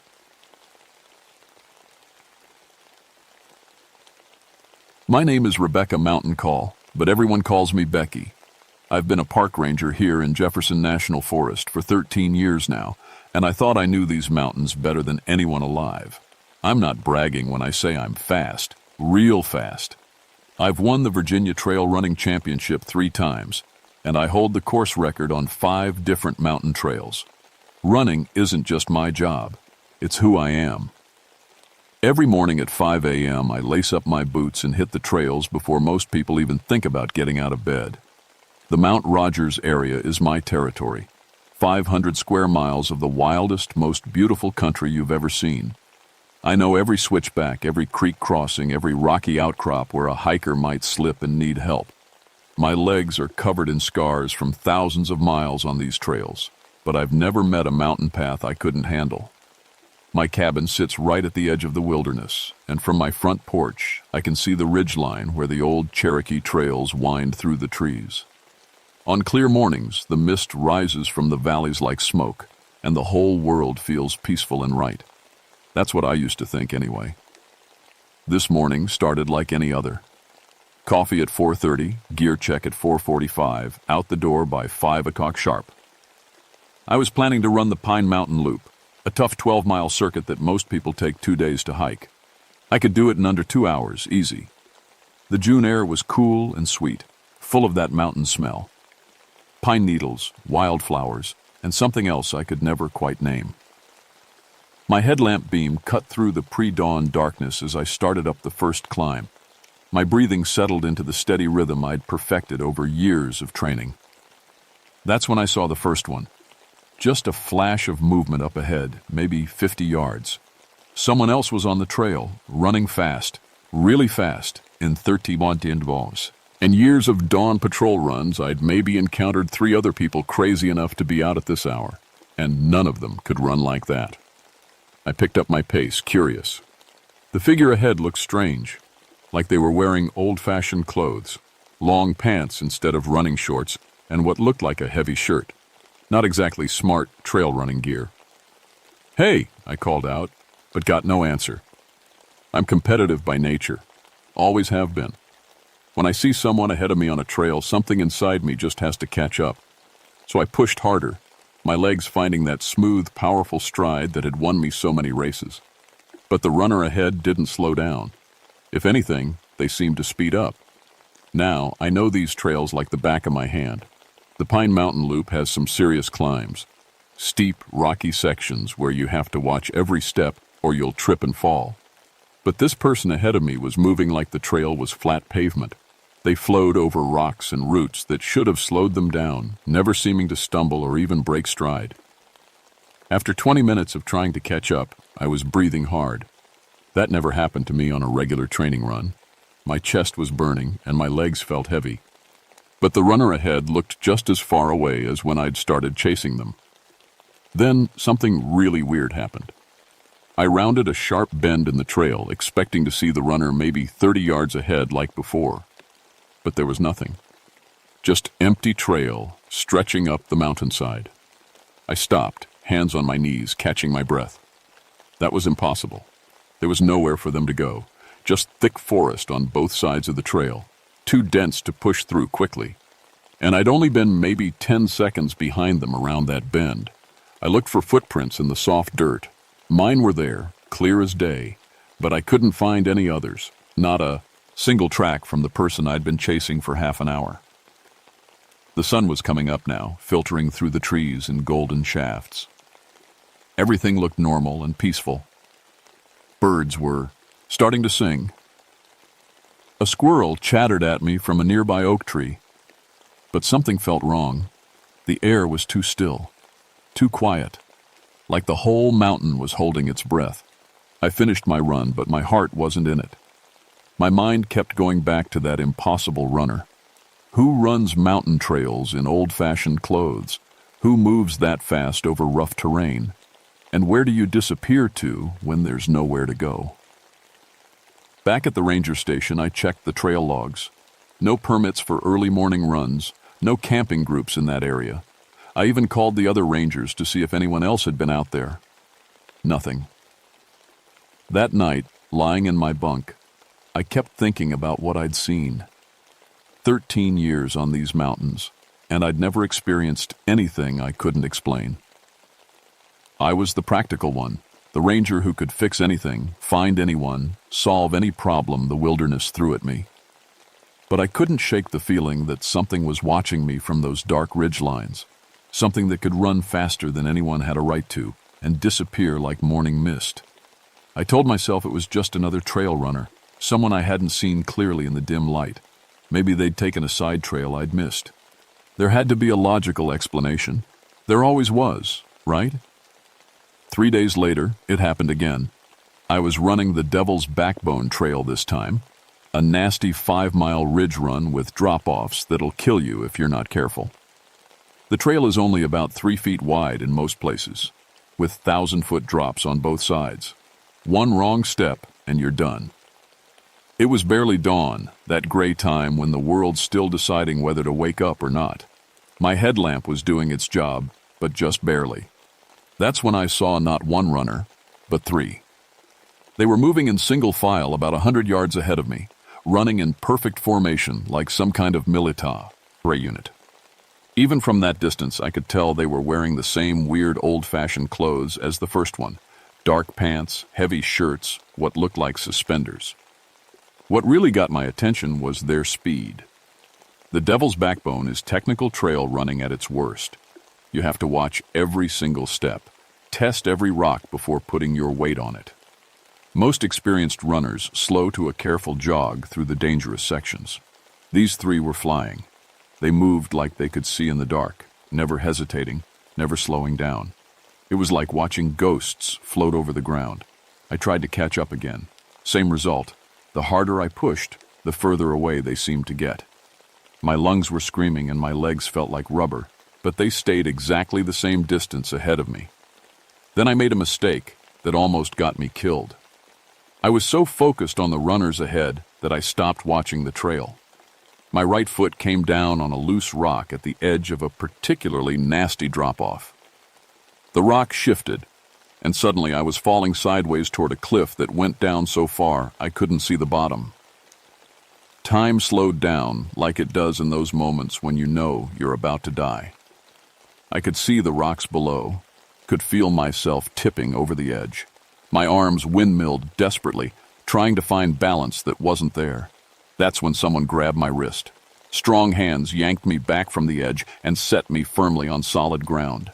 I spun around to thank whoever had saved my life. Nobody there. I was alone on the ridge, heart hammering like a drum. The mysterious runners had vanished again, but this time they'd left something behind. The feeling of strong fingers wrapped around my wrist, and the fading scent of wood smoke and old wool. I sat down hard on the trail, shaking. Not from the near-death experience. I'd had plenty of those over the years. I was shaking because I knew, absolutely knew, that someone had pulled me to safety. I'd felt their grip, smelled their clothes, but there was no one there. When I got back to the station, I did something I'd never done before. I hit the history books. Jefferson National Forest has been protected land for almost 100 years, but people have been living in these mountains a lot longer than that. I dug through old maps, historical records, anything that might explain what I was seeing. What I found made my blood run cold. During the Civil War, these ridges had been used as courier routes. Messages between Confederate units, supply information, troop movements, all carried by runners who knew the mountain trails better than anyone. It was dangerous work. Union patrols were always trying to intercept the messages, and the terrain itself killed plenty of couriers. According to the records, at least a dozen message runners had died on these very trails. Falls, ambushes, exposure. The mountains didn't care which side of the war you were on. But one story stood out. In the summer of 1864, 3 Confederate couriers had been carrying what the records called critical intelligence along the ridge routes. They'd been spotted by Union cavalry and chased through the mountains for 2 days straight. The runners had made it almost to their destination, a Confederate camp about 10 miles from where I'd seen my mysterious trio, but they'd never arrived. Search parties found their bodies at the bottom of a cliff along the Devil's Backbone Trail. The message they'd been carrying was never delivered. I closed the history book and stared out the window at the darkening ridges. 3 runners moving impossibly fast through dangerous terrain, wearing old-fashioned clothes, disappearing without a trace. And they'd saved my life. That night, I couldn't sleep. Every time I closed my eyes, I saw those figures running ahead of me in the gray dawn light. I kept thinking about the feel of those strong hands pulling me back from the cliff. Around midnight, I gave up, trying to sleep, and went out to the porch. The mountains were silver in the moonlight, peaceful and quiet. But as I watched, I could swear I saw movement along the ridge lines. Dark shapes flowing over the trails like water, never stopping, never resting, running towards something they could never reach. After that night, I started seeing them everywhere. Not every run, but often enough that I began to expect it. Dawn patrol on the Appalachian Trail. There they were, 3 figures in the distance. Evening maintenance run on the fire roads, glimpses through the trees.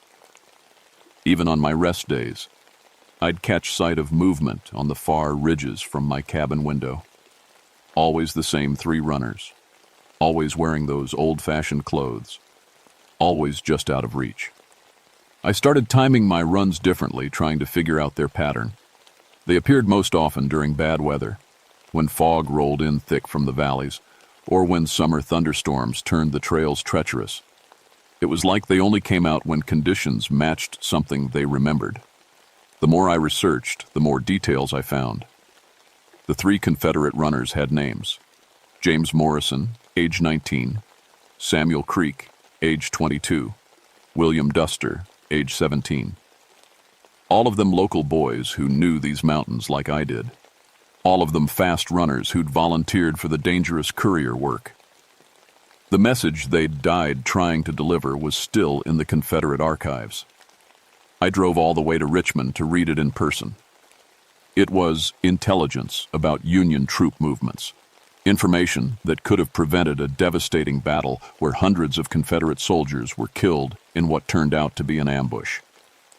Those 3 boys had died trying to save their friends, and they'd failed. That's when I started to understand what I was seeing. They were still running, still trying to deliver that message, still hoping they could make it in time to save lives that had been lost 120 years ago. My own running began to change during this time. I'd always been fast, but now I was getting faster. Impossibly faster. My morning times were dropping by minutes, not seconds. Routes that used to challenge me felt easy. I could run for hours without getting tired. At first, I thought it was just better training. But then, weird things started happening. During one run, I looked down at my GPS watch and saw I'd covered 8 miles in what felt like 20 minutes. The watch had to be broken. But when I checked it against the mile markers on the trail, it was right. Another time, I was running through a section of trail I'd done thousands of times before. But instead of the familiar pine trees and rocky outcrops, I saw something impossible. Canvas tents scattered through a clearing, men in gray uniforms sitting around campfires, horses tied to picket lines. I blinked, and it was gone. Just normal forest again. But I could still smell the wood smoke, could still hear the faint sound of voices carried on the wind. The 3 phantom runners started appearing closer to me. Not ahead on the trail like before, but running alongside me. I could see them clearly now, young faces, determined expressions, clothes that looked hand-sewn and well-worn. They never looked directly at me, but I knew they were aware I was there. One morning, I decided to try something crazy. Instead of trying to catch up to them, I tried to match their pace exactly, to run with them instead of chasing them. It worked. Suddenly I was part of their formation, 4 runners moving in perfect sync along the ridge trails. And for the first time, the phantom runners acknowledged my presence. The one in front, I thought it was James Morrison, based on the historical descriptions, turned his head slightly and nodded at me. His eyes were sad but determined. Then he did something that made my heart skip. He handed me something. It was an old leather message pouch, worn smooth by years of handling. Inside was a folded piece of paper, yellow with age. Even without opening it, I knew what it was. The message that had never been delivered. As soon as I took the pouch, the world around me changed. The modern trail vanished, replaced by a narrow dirt path winding through different trees. The mountains looked the same, but younger somehow. The air smelled of wood smoke and horses and something else. Fear. I was running through 1864. The phantom runners were speaking to me now, their voices like wind through dry leaves. "Help us," James Morrison whispered as he ran. "We're so close to saving them." "The message," Samuel Creek added. "It has to get through." "They're all going to die if we don't make it," William Duster said, and his young voice broke with desperation. I understood then what they wanted from me. They needed someone living, someone who could exist in both their time and mine to finish what they'd started. They'd been running these mountains for over a century, trying to complete their mission, but they were trapped in the moment of their failure. They needed me to succeed where they had failed.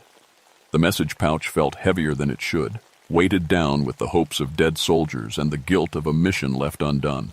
As I ran with the 3 phantom couriers through the ghostly landscape of Civil War-era Virginia, I realized my whole life had been leading to this moment. I was going to try to deliver a message that was 120 years too late. But first, I had to survive a run that had already killed 3 people. The trail ahead disappeared into darkness, and I could hear the sound of pursuing horses somewhere behind us. The phantom runners picked up their pace, and I stayed with them, the leather pouch bouncing against my hip with each stride. Time was running out. It had been running out for over a century. The Civil War landscape lasted until dawn broke fully, across the mountains. Then, like someone switching off a movie projector, I was back on the familiar modern trail. But the message pouch was still there, solid and real against my hip. The 3 phantom runners had faded with the ghostly vision, but I could still feel their presence. They were waiting, watching, hoping I could do what they couldn't. I ran home and carefully opened the message. The paper was so old it almost crumbled at my touch. The writing was faded but readable. Union forces moving to surround Confederate position at Willow Creek. Attack planned dawn June 23rd. Estimate 500 enemy troops with artillery. Recommend immediate withdrawal to defensible position. Time critical. Captain J. Matthews, Intelligence. June 23rd, 1864. The day the 3 runners had died. The day hundreds of Confederate soldiers had walked into an ambush because they never got the warning. I spent the next week researching everything I could about that battle and the route the runners had been taking. Their destination was clear, a Confederate camp that had been located where the modern town of Damascus sits today, about 15 miles from where their bodies were found, following the old ridge trails. It was an impossible run. The terrain was brutal even by today's standards, and they'd been trying to do it while being chased by cavalry. No wonder they'd died. But maybe, just maybe, I could finish it. The more I thought about it, the more obsessed I became. These weren't just random ghosts. They were soldiers who died trying to save their friends. They'd been running for over a century, trapped in their failure, desperate to complete their mission. If I could somehow deliver that message to its intended destination, maybe I could set them free. I know how crazy that sounds. Believe me, I spent plenty of time wondering if I was losing my mind. But every morning when I went out for my runs, they were there. James, Samuel, and William running their eternal race against time, carrying the weight of all those soldiers who died because the warning never came. I had to try. I chose the anniversary, June 23rd. If there was ever going to be a time when the past and present might touch, it would be on the exact date of their deaths. I started the run at 3 a.m., the same time the historical records said the 3 couriers had begun their final journey. The message pouch was strapped securely to my waist.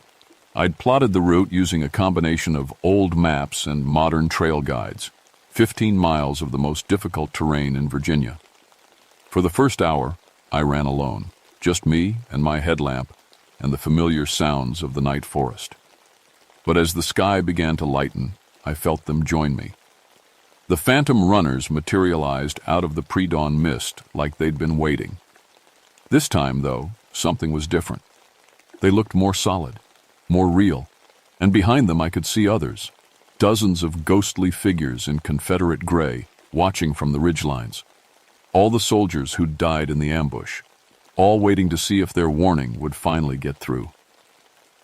The run became something beyond physical endurance. My body was moving at speeds that should have been impossible, covering ground in ways that defied everything I knew about human limitations. But it came with a price. With each mile, I felt parts of myself being left behind. My connection to the present, to my normal life, was stretching thinner and thinner. The 3 runners stayed with me the whole way, sometimes visible, sometimes just voices in the wind. They told me their stories as we ran, about their families back home, their fears, their hopes that the war would end soon. They'd been just boys, really, caught up in something bigger than they could understand. We almost made it, James Morrison told me as we crested a particularly brutal climb. So close, could see the campfires in the distance. That's when the cavalry caught up, Samuel Creek added. Forced us off the main trail, up onto the Devil's Backbone. Knew it was dangerous, William Duster said quietly. But we had to try. Had to get the message through, and the final 3 miles were the hardest. My body was screaming in protest, running on reserves I didn't know I had, but the phantom runners were getting brighter, more solid, as if my effort was somehow feeding their existence. As we approached Damascus, or where the Confederate camp would have been in 1864, the world began to shift again. Modern buildings faded away, replaced by rows of canvas tents and cooking fires. Soldiers in gray uniforms were just beginning to stir in the pre-dawn light, preparing for what they didn't know would be their last day alive. I stumbled into the camp, legs finally giving out, and fell to my knees in front of a tent marked with officers' insignia. A man emerged, tall, bearded, with the tired eyes of someone who'd seen too much war. "I have a message," I gasped, pulling the leather pouch from my belt. "From Captain Matthews, about the ambush at Willow Creek." The officer took the message and read it quickly. His face went white. "Sound the alarm," he shouted. "Break camp immediately. We're pulling back to the mountain positions." Around me, the camp exploded into activity. Soldiers grabbed their gear. Officers shouted orders. Horses were quickly saddled. In less than an hour, the entire Confederate force was moving away from Willow Creek, away from the trap that would have killed them all. As the last of the soldiers disappeared into the mountain trails, I felt a hand on my shoulder. I turned to see James Morrison, but he looked different now. Peaceful. Relieved. His two companions stood beside him, and they were all smiling. "Thank you," James said simply. "We can rest now." The three phantom runners began to fade as the sun rose fully over the mountains. But before they vanished completely, William Duster said something that chilled me to the bone. "You delivered the message, but now you have to find your way back, and that's not going to be easy." As the Civil War camp disappeared around me, I realized what he meant. I was alone in the wilderness, 15 miles from home, and my body was shutting down from the supernatural exertion. My legs wouldn't work properly. My vision was blurring, and I could feel something fundamental breaking inside me. I'd saved the ghost soldiers. But I wasn't sure I'd saved myself. I don't remember much about getting home. Bits and pieces, crawling down rocky slopes, drinking from mountain streams, the sun getting higher and hotter as I struggled through terrain that had been easy when I was running with supernatural help. A hiking family found me collapsed on a trail about 5 miles from the ranger station. They said I was unconscious, badly dehydrated, and mumbling about messages and cavalry. The rescue team had to carry me out on a stretcher. I spent 3 days in the hospital. The doctors couldn't figure out what was wrong with me. My legs showed signs of extreme overuse, muscles torn, tendons strained, joints inflamed like I'd run 100 miles instead of 15. But there was something else, something they couldn't measure or treat. I felt hollow inside, like part of me had been left behind in 1864. When I finally got back to my cabin, the first thing I did was check the historical records again. I needed to know if what I'd experienced was real or just some kind of hallucination brought on by exhaustion and stress. What I found made me cry. The records showed that on June 23, 1864, Confederate forces at Willow Creek had received intelligence about a planned Union ambush. They'd withdrawn to defensive positions in the mountains, avoiding what military historians called certain annihilation. Hundreds of lives had been saved. But the official records also showed something else. 3 Confederate couriers, James Morrison, Samuel Creek, and William Duster, had been found, dead at the bottom of Devil's Backbone Cliff that same morning. They'd apparently made it through with their message before dying in the attempt. History had been rewritten. The 3 phantom runners were finally at peace. As for me, I never ran the same again. The supernatural speed was gone, along with whatever had been allowing me to push my body beyond normal human limits. Worse, my legs were permanently damaged from that final run. The doctors said I'd never compete again, probably never run long distances without pain. I had to take a desk job at the ranger station. No more dawn patrol runs, no more backcountry rescues. Just paperwork and radio calls in the view of mountains I could no longer explore the way I used to. Some nights, when the moon is full and the mist rises from the valleys, I still see runners on the distant ridges. But they're different now. Modern trail runners, hikers, people enjoying the mountains the way they're supposed to be enjoyed. The phantom runners are gone. Their mission is complete. I keep the old leather message pouch on my desk as a reminder. It's empty now, but sometimes when I touch it, I can still smell wood smoke and hear the faint sound of voices carried on the mountain wind. Young voices, finally at peace. Was it worth it? Giving up everything I loved, my speed, my strength, my life in the wilderness, to deliver a message that was 120 years too late? I think about those hundreds of Confederate soldiers who lived because they got their warning. I think about their families, their descendants, all the lives that continued because 3 ghost runners never gave up hope. Some messages are worth any price, but you better be sure you're ready to pay it. These days, I tell hikers and trail runners about the history of these mountains, about the courage it took to carry messages through dangerous territory, about how the past never really leaves us, especially in places where strong emotions have soaked into the very ground. I don't tell them about the phantom runners. Most people wouldn't believe it anyway.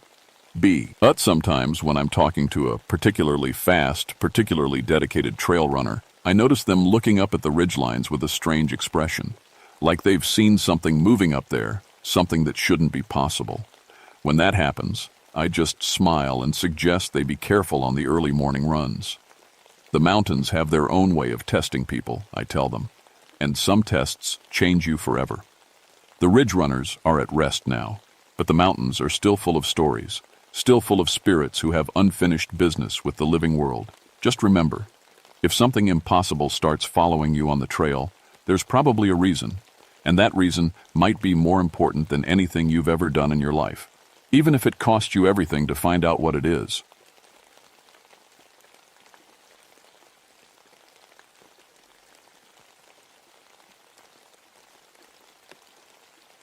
My name is Bill Crowfeather, and I've been keeping these Cherokee lands safe for 17 years now.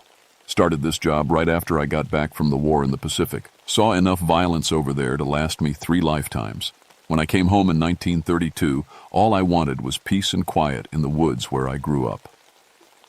The Cherokee National Forest in Tennessee is my beat. Every ridge, every stream, every game trail. I know them all like the lines on my grandmother's weathered hands. She raised me after my parents died, taught me the old Cherokee ways alongside the new American ones. Half my blood runs Cherokee, half runs Irish from my father's side. Used to think that made me caught between 2 worlds. Now I know it does. Grandmother told stories about these mountains that would make your hair stand up. Tales about spirits that walked the ridges, about hunters who never came home, about things that watched from the darkness between the trees. I listened politely when I was young, but after I learned to read and went to school, I figured they were just old stories. Made-up tales to scare children into behaving. Should have listened better. My job keeps me busy, especially during hunting season. I check licenses, make sure folks follow the rules, and help out when someone gets lost or hurt. Process over 1,000 hunting permits every year. Know every hunter who comes through these parts. The good ones who respect the land and the fools who think the forest owes them something. Most hunters are decent people. They understand that taking a life, even an animal's life, means something. They use what they kill, say a prayer, show respect. But every year I run into a few who see hunting as nothing but sport. They wound more than they kill, waste good meat, and leave their trash scattered through the woods like they own the place. Those are the ones who've been having trow. Blee lately. Started getting reports 3 weeks ago. Experienced hunters coming back from the deep woods looking pale and shaky. Said they felt like something was watching them, following them. These weren't city boys on their first hunt. These were men who'd been tracking deer through these mountains since they could walk. Something ain't right out there, Bill, old Tom Henderson told me after his last hunting trip. Tom's been hunting these ridges for 40 years. His hands shook as he poured coffee from his thermos.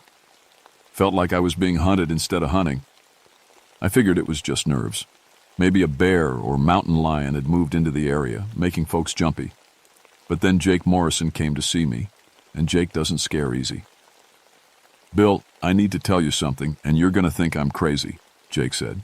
He sat on the edge of my desk at the ranger station, turning his hunting cap around and around in his hands. I was up on Lookout Ridge 2 nights ago. Had a clear shot at a big buck, maybe 10 points. But when I looked through my scope, there was something else in the tree line. Something big. Something watching me watch the deer. What kind of something? I asked. Jake's eyes went distant. Looked like a man, but too big to be a man, and it had eyes that caught the moonlight like an animal's. He shook his head. When I looked again, it was gone, but I felt it watching me all the way back to my truck. I wrote up a report about possible wildlife encounters and sent it to the main office. Standard procedure. But that night, lying in my cabin, I found myself thinking about grandmother's stories, about the things she called Kekla Kudla, the hunter that hunts the hunters. Every Cherokee knows that story, she told me years ago, her voice soft in the firelight. Long ago, there was a warrior who broke the sacred hunting laws, killed without respect, wasted what the Great Spirit provided. The spirits cursed him to hunt forever, never satisfied, never at peace. When the hunting moon rises, he walks the old paths, watching for others who forget the sacred ways. Just old stories, I'd told myself then. But now, with reports coming in every few days about something stalking hunters in my forest, those stories didn't seem so made up anymore. The worst part was the pattern. Every single report came from the same area, the Tellico River watershed, the old Cherokee hunting grounds that my grandmother's people had used for hundreds of years. And every sighting happened during the full moon. Next full moon was in 5 days. The call came in at 4:30 in the morning. Phone rang so loud it nearly launched me out of bed. On the other end was Sheriff's Deputy Mark Collins, and he sounded like he'd been awake all night. "Bill, you need to get up to Bald River Falls fast as you can. We got a situation." I pulled on my clothes and drove the winding mountain roads in the pre-dawn darkness. My headlights cut through fog that hung between the trees like ghostly fingers. By the time I reached the falls, the sun was just starting to peek over the ridges, painting the mist golden. Collins met me at the trailhead. He looked like he'd aged 5 years since yesterday. "Hunter named Eddie Patterson went missing 2 days ago," Collins explained as we hiked toward the falls. "His wife called when he didn't come home. We found his truck at the parking area, all his gear still inside except his rifle." "Maybe he fell, hit his head," I suggested. But Collins shook his head. "That's what we thought too, until we found him." Eddie Patterson was hanging 30 feet up in an old oak tree. Not hanging like he'd fallen and gotten caught, hanging like someone had put him there on purpose. His rifle lay at the base of the tree, the barrel twisted into an impossible knot. "How the hell does someone get a man that size up in a tree?" Collins asked. Eddie was a big guy, maybe 250 pounds of muscle and fat. "And how do you twist a rifle bar? Well, like that?" I stared up at Eddie's body swaying in the morning breeze. Something cold crawled up my spine. "Any signs of what killed him?" "That's the strangest part. Doc says he died of fear. Heart just stopped. No injuries, no violence. Just scared himself to death." I walked around the base of the tree looking for tracks. Found them pressed deep in the soft earth near the creek. Footprints twice the size of a man's with what looked like claw marks at the toes. But strangest of all, the prints showed bare feet, human-shaped but massive. "Collins, you see these tracks?" He came over and whistled low. "What kind of animal makes tracks like that?" "No animal I know." I knelt down and measured the print with my hand. 16 inches long, 6 inches wide. But they look almost what? Almost human. We followed the tracks along the creek for maybe 100 yards before they disappeared into the rocky stream bed. But I found something else that made my blood run cold. Scratches carved into the bark of trees along the trail. Not random scratches from claws or antlers. Deliberate marks, symbols, Cherokee symbols. I recognized them from the stories grandmother used to tell. Warnings, messages, ancient writing that said, "Beware, the hunter comes for those who show no respect." Collins was examining Eddie's twisted rifle. "Bill, this doesn't make sense. Steel doesn't bend like this, not without machinery, not without heat."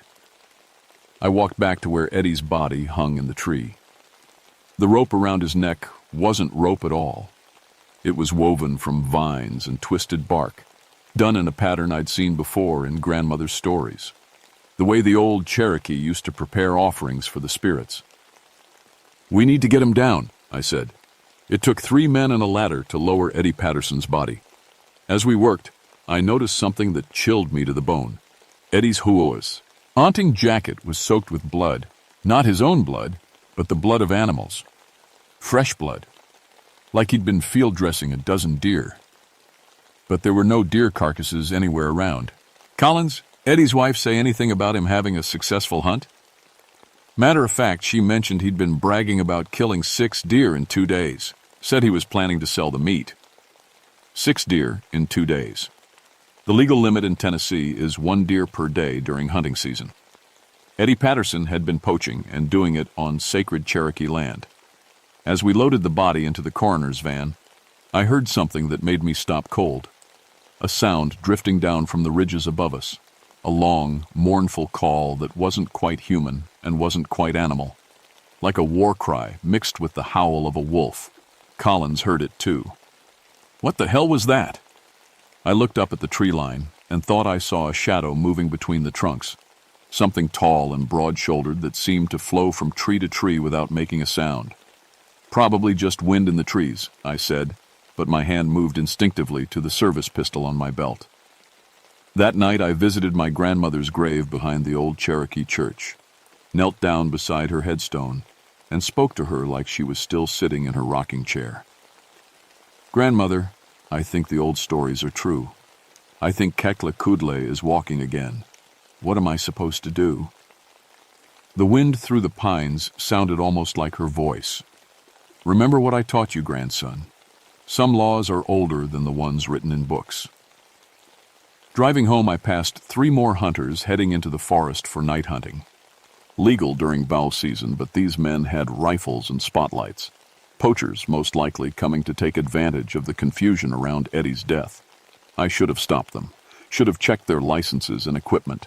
Instead, I drove home and loaded my grandfather's old Winchester with silver bullets that grandmother had blessed with Cherokee prayers 50 years ago. Some instinct told me I was going to need them. The next 2 nights brought 3 more bodies. First was Danny Kowalski, found at dawn hanging upside down from a bridge over Little River. Like Eddie, he'd died of fear, and like Eddie, his hunting rifle was twisted into scrap metal. But Danny's case was worse. His body was arranged like a traditional Cherokee offering, surrounded by the bones and antlers of dozens of animals. All the deer he'd killed illegally over the past month by the look of it. The second was Lou Martinez, discovered by hikers near Cataract Falls. Lou had been suspended in a web of vines between 2 trees 40 feet off the ground. His clothes were shredded, and his body was painted with symbols in what looked like mud and blood. Cherokee war paint, grandmother would have called it. The pattern meant marked for judgment. The third was the worst. Brothers Pete and Carlos Hoffman, found at their illegal hunting camp deep in the Tellico wilderness. Their campsite looked like a battlefield. Trees were scored with claw marks 20 feet high. Their truck was flipped upside down and crushed flat. And the brothers. The brothers had been arranged sitting around their campfire, positioned like they were having a friendly conversation. But their eyes were gone, replaced with smooth river stones. Their mouths were stuffed with the meat they'd been smoking, venison taken from pregnant does. Collins met me at the scene with 6 state troopers and a crime scene team. Everyone was talking about serial killers and drug cartels, but I knew better. "Bill, this is getting out of hand," Collins said as we watched the coroner's team work. 5 men dead in 3 days. Whatever's doing this, we need to find it fast. I showed him the tracks around the campsite, the same massive, clawed human footprints. But now there were dozens of them, like a whole tribe of whatever was hunting had gathered, for some kind of ceremony. "Collins, you need to close the forest, put out a hunting ban until we figure this out." "Can't do that. Hunting season brings in too much money for the county. Besides, the state boys think it's just some crazy mountain man, maybe hopped up on drugs. They'll catch him." I walked to the edge of the camp, where the forest began. Carved into a massive oak tree was a message in Cherokee symbols. 5 who showed no respect have paid the price. More will follow until balance is restored. Below the message was something that made my hands shake. My own name, written in Cherokee script. The hunters were looking for me specifically. That night, I sat in my cabin cleaning my grandfather's Winchester and trying to make sense of what was happening. 5 dead hunters, all of them poachers, all of them killed on sacred Cherokee land during the full moon cycle. The pattern was clear to anyone who knew the old stories. Kekla Kudle was real, and he was cleaning house. Around midnight, I heard footsteps on my front porch. Slow, deliberate steps that made the old boards creak. But the steps were too far apart, too heavy. Whatever was walking out there had legs longer than any humans. I grabbed the Winchester and moved to the window, pulled back the curtain just enough to see out. A shadow stood at the edge of my porch, tall as the roof, broad as a bear, but shaped like a man. In the moonlight, I could see its face. Cherokee features, but ancient and weathered like carved stone, eyes that glowed with their own cold light, and around its neck, a necklace made of human teeth and animal bones. Kekle-Kudla, the eternal hunter, just like grandmother had described in her stories. It spoke to me in Cherokee, words I hadn't heard since childhood but somehow understood. William Crowfeather, son of two peoples, you have been chosen. Chosen for what? I whispered through the glass. To restore balance, to remember the old laws, to stand between the world of spirits and the world of men. I watched as it raised one massive hand and pointed toward the deep forest, toward the ancient Cherokee hunting grounds where my grandmother's people had hunted for 1,000 years. Come to the sacred place when the moon is highest. Come alone. Come ready to choose which laws you will serve. Then it melted back into the shadows like it had never been there at all. I spent the rest of the night sitting in my rocking chair, Winchester across my knees, thinking about grandmother's words. She'd always said I was meant for something special, caught between the Cherokee world and the white world for a reason.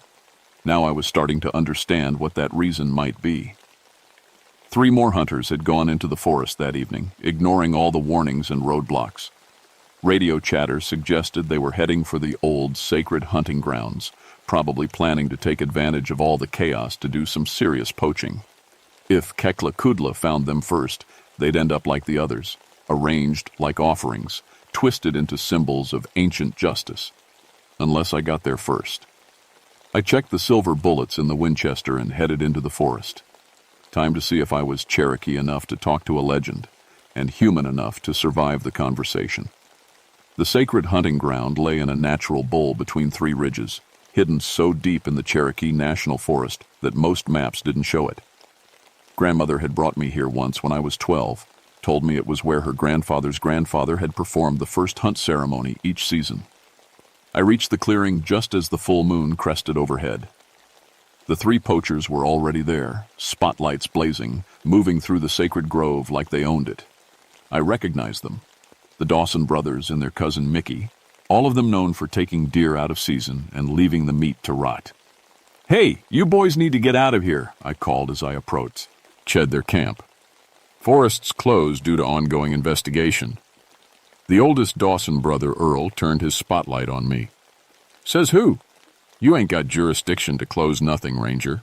This is public land." "Says the thing that's been killing hunters for the past week," I replied. "Unless you want to end up hanging in a tree like Eddie Patterson."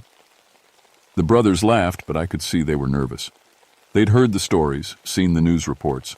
Their rifles were loaded and ready, and they kept glancing at the tree line. "Ain't nothing out here but scared animals and scared people," Earl said. "We're gonna get us some deer and get out." That's when the temperature dropped 30 degrees in 3 seconds. Our breath started misting in the air. The batteries in their spotlights began to dim. And from the forest around us came a sound like distant drums, the rhythm of Cherokee war chants from centuries past.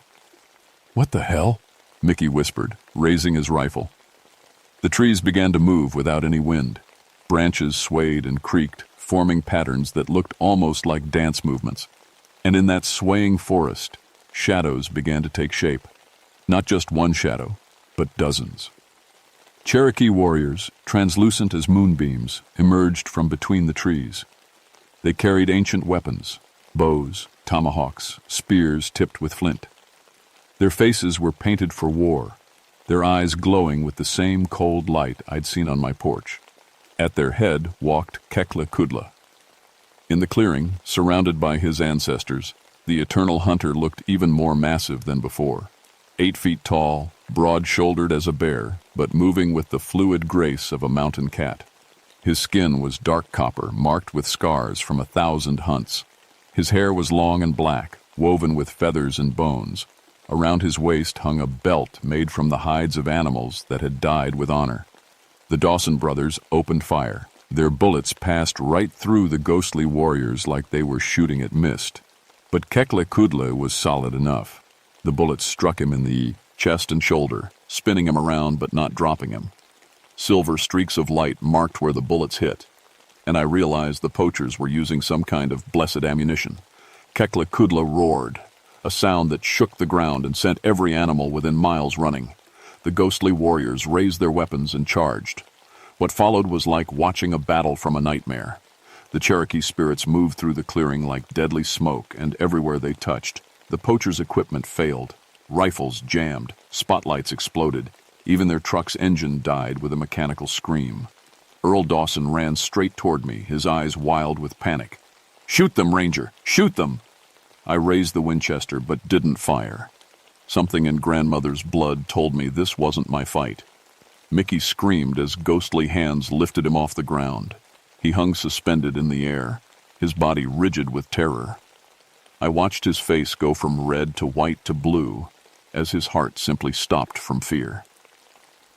The youngest Dawson brother, Tommy, fell to his knees and began praying in a voice high as a child's. The Cherokee spirits gathered around him but didn't touch him. Instead, they seemed to be waiting for something. Kekle approached me across the clearing. The bullet wounds in his chest were already healing, silver light sealing the tears in his supernatural flesh. "William Crowfeather," he said in Cherokee, "you carry the blood of the people, but you serve the laws of the destroyers. Choose now. Will you stand with those who take without respect, or will you remember the old balance?" I looked around the clearing. Mickey Dawson hung dead in the air, suspended by forces I couldn't understand. Earl Dawson cowered behind an overturned log, his rifle useless in his shaking hands.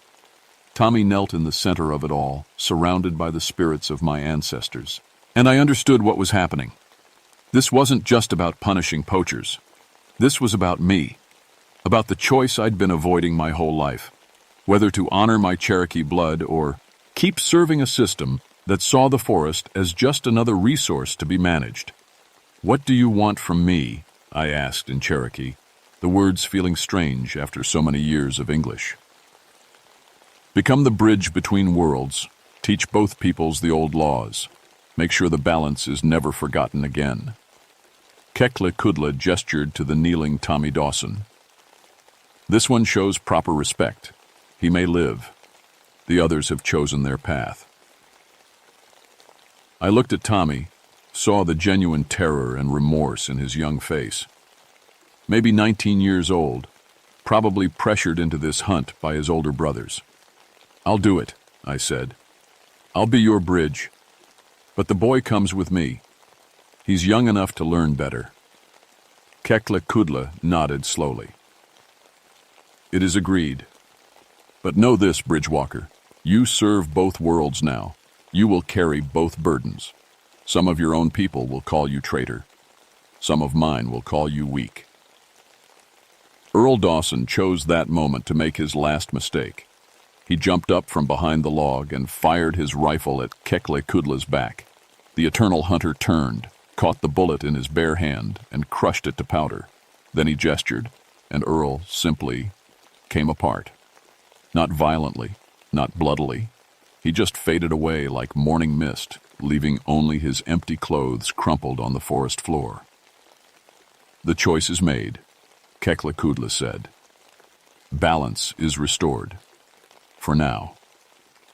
Tommy Dawson spent 3 days in the hospital, recovering from shock and what the doctors called severe psychological trauma. When he was finally able to talk, he told everyone who'd listened that monsters made of moonlight had killed his brothers and cousin. Nobody believed him. The official report listed the Dawson brothers as missing, presumed dead in a hunting accident. Their bodies were never found, and eventually the case was closed and filed away. I kept my mouth shut and did my job. But things were different now. I could feel Kekle watching from the deep forest, a presence like distant thunder, that never quite faded. And sometimes, on quiet nights when the moon was full, I heard Cherokee voices on the wind, my ancestors welcoming me back to the old ways. The poaching stopped almost completely. Word spread among hunters that something was wrong in the Cherokee National Forest, something that didn't forgive disrespect. The smart ones started following traditional hunting protocols, taking only what they needed, using everything they killed, saying prayers over the animals that gave their lives. I helped them understand, started teaching Cherokee hunting ceremonies alongside modern conservation techniques, showed them how to read the signs that meant the forest was healthy, how to know when they'd taken enough. Most hunters appreciated the education. A few called me crazy or complained to my supervisors about Indian mysticism creeping into forest management. But my success rate spoke for itself. Wildlife populations increased, hunting accidents decreased, and the forest began to feel balanced again. Tommy Dawson became one of my best success stories. The kid was so shaken by what he'd seen that he gave up hunting entirely for 2 years. When he finally returned to the woods, it was with a Cherokee elder who taught him proper ceremony and respect. Now, he's one of the most ethical hunters in 3 counties. Late at night, sitting in my cabin, I sometimes wonder if I made the right choice. I'm caught between 2 worlds now, serving laws that don't always agree with each other. When a poacher breaks federal hunting regulations, I enforce federal law. But when someone violates the deeper laws, the ones about respect and balance, I let older justice take its course. Some might call that vigilantism. I call it remembering. Keklikudla still walks the ridge during full moons. I've seen his tracks, heard his call echoing through the valleys. He's waiting, watching, making sure the balance holds, and I'm here to help. Ranger William. Crowfeather, servant of 2 peoples, keeper of 2 kinds of law. Some badges are made of metal and issued by governments. Others are made of blood and bone and the weight of ancestral responsibility. I wear both, and I sleep better than I have in years. The forest remembers its own, and now so do I.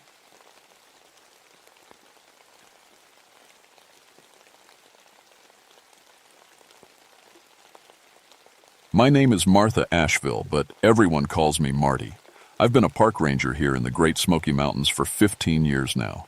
When I started, I was the first woman to get this job, and believe me, I had to work twice as hard to prove I belonged. These mountains are my home, my life, and my responsibility. I know every trail, every stream, every dangerous spot where families need to be careful. That's my specialty, keeping kids safe.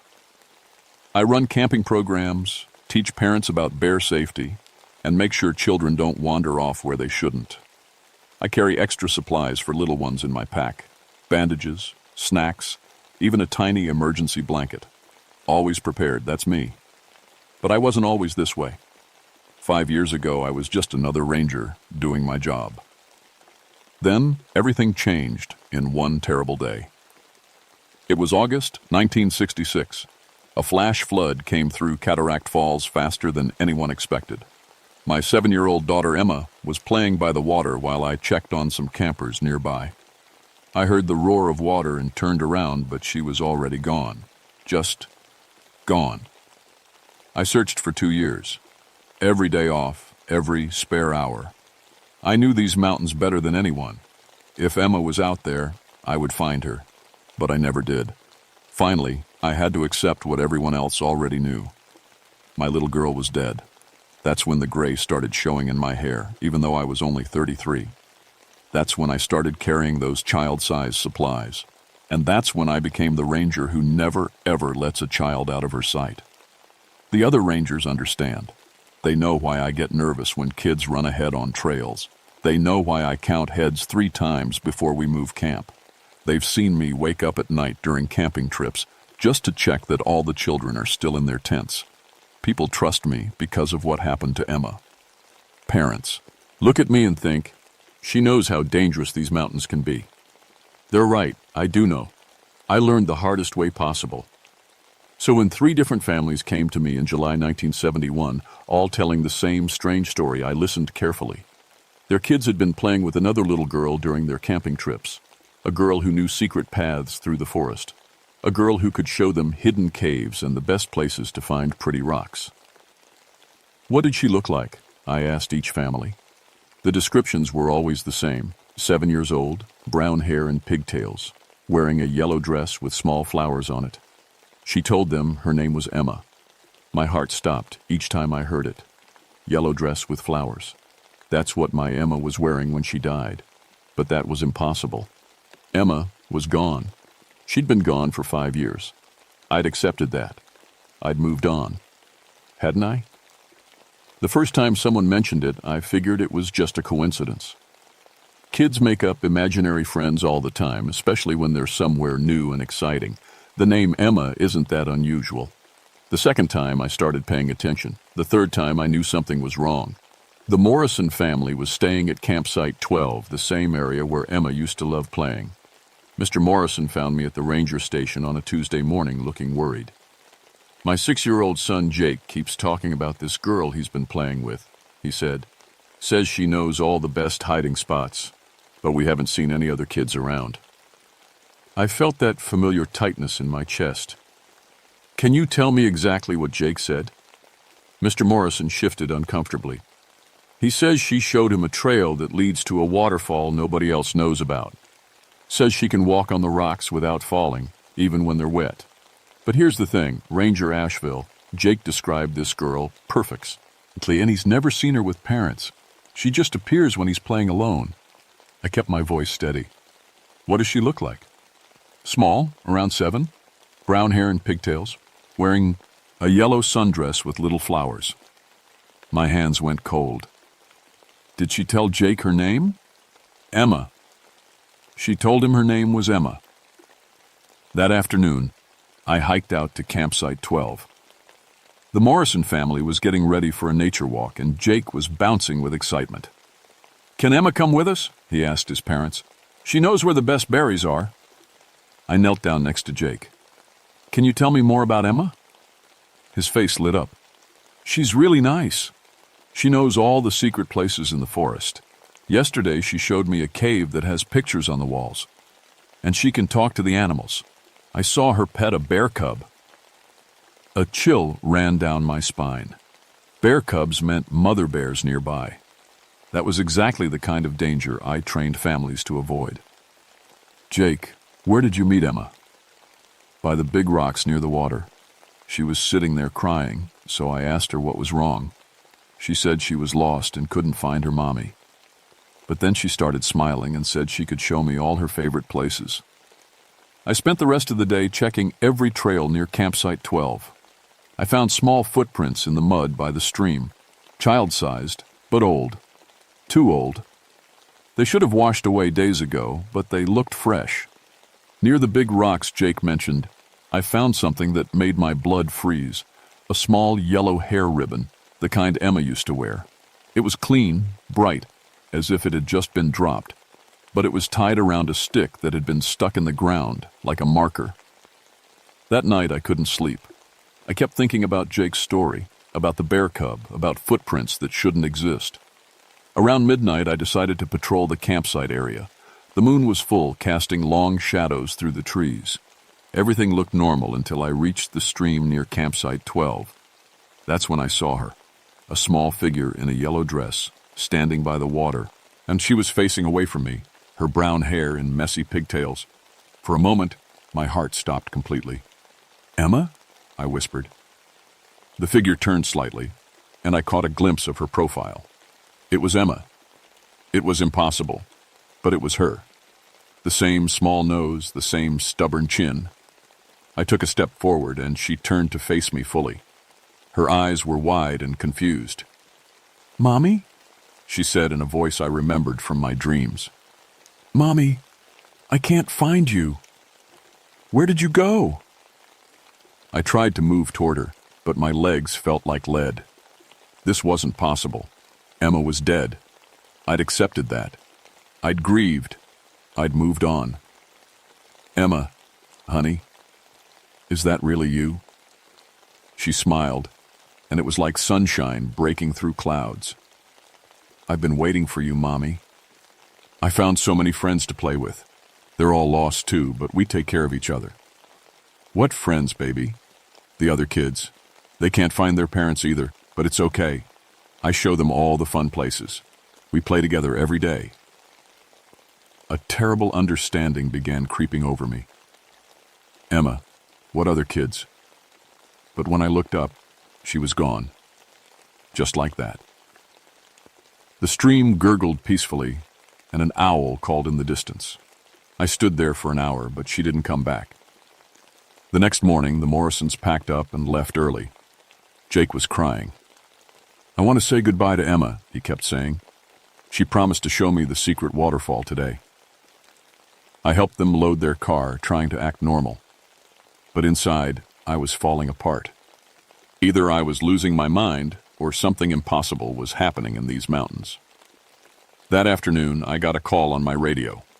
Another family, the Hendersons, were reporting that their 8-year-old daughter had gone missing for 3 hours.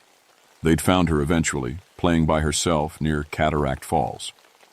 She says she was with another little girl, Mrs. Henderson told me.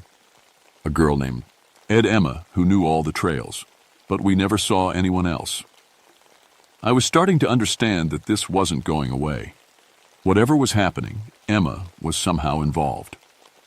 My dead daughter was appearing to other children, leading them to dangerous places. The question was, why?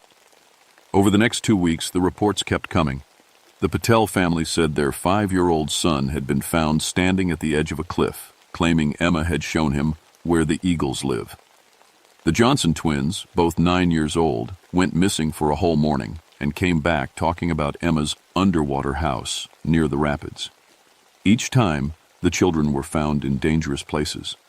Each time, they insisted Emma had led them there. Each time, they described her perfectly, right down to the yellow dress with flowers. I started keeping a map, marking every location where Emma had been spotted.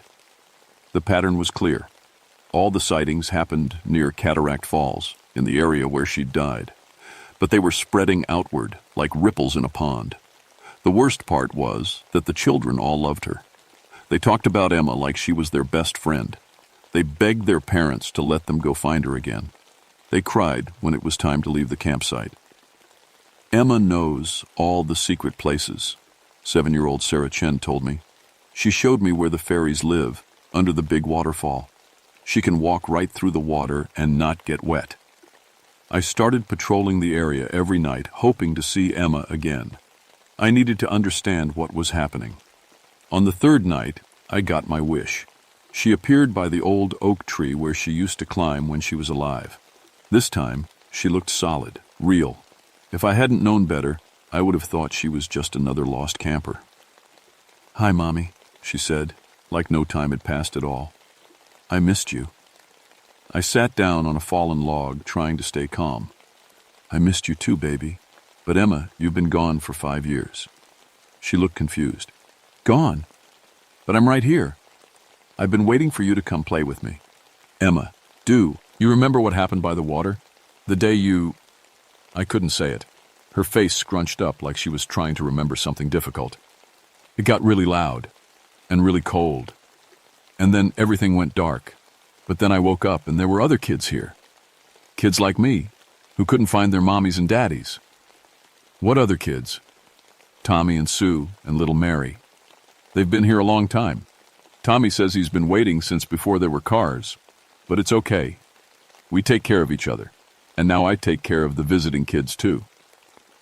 A chill ran through me. "What do you mean, you take care of them?"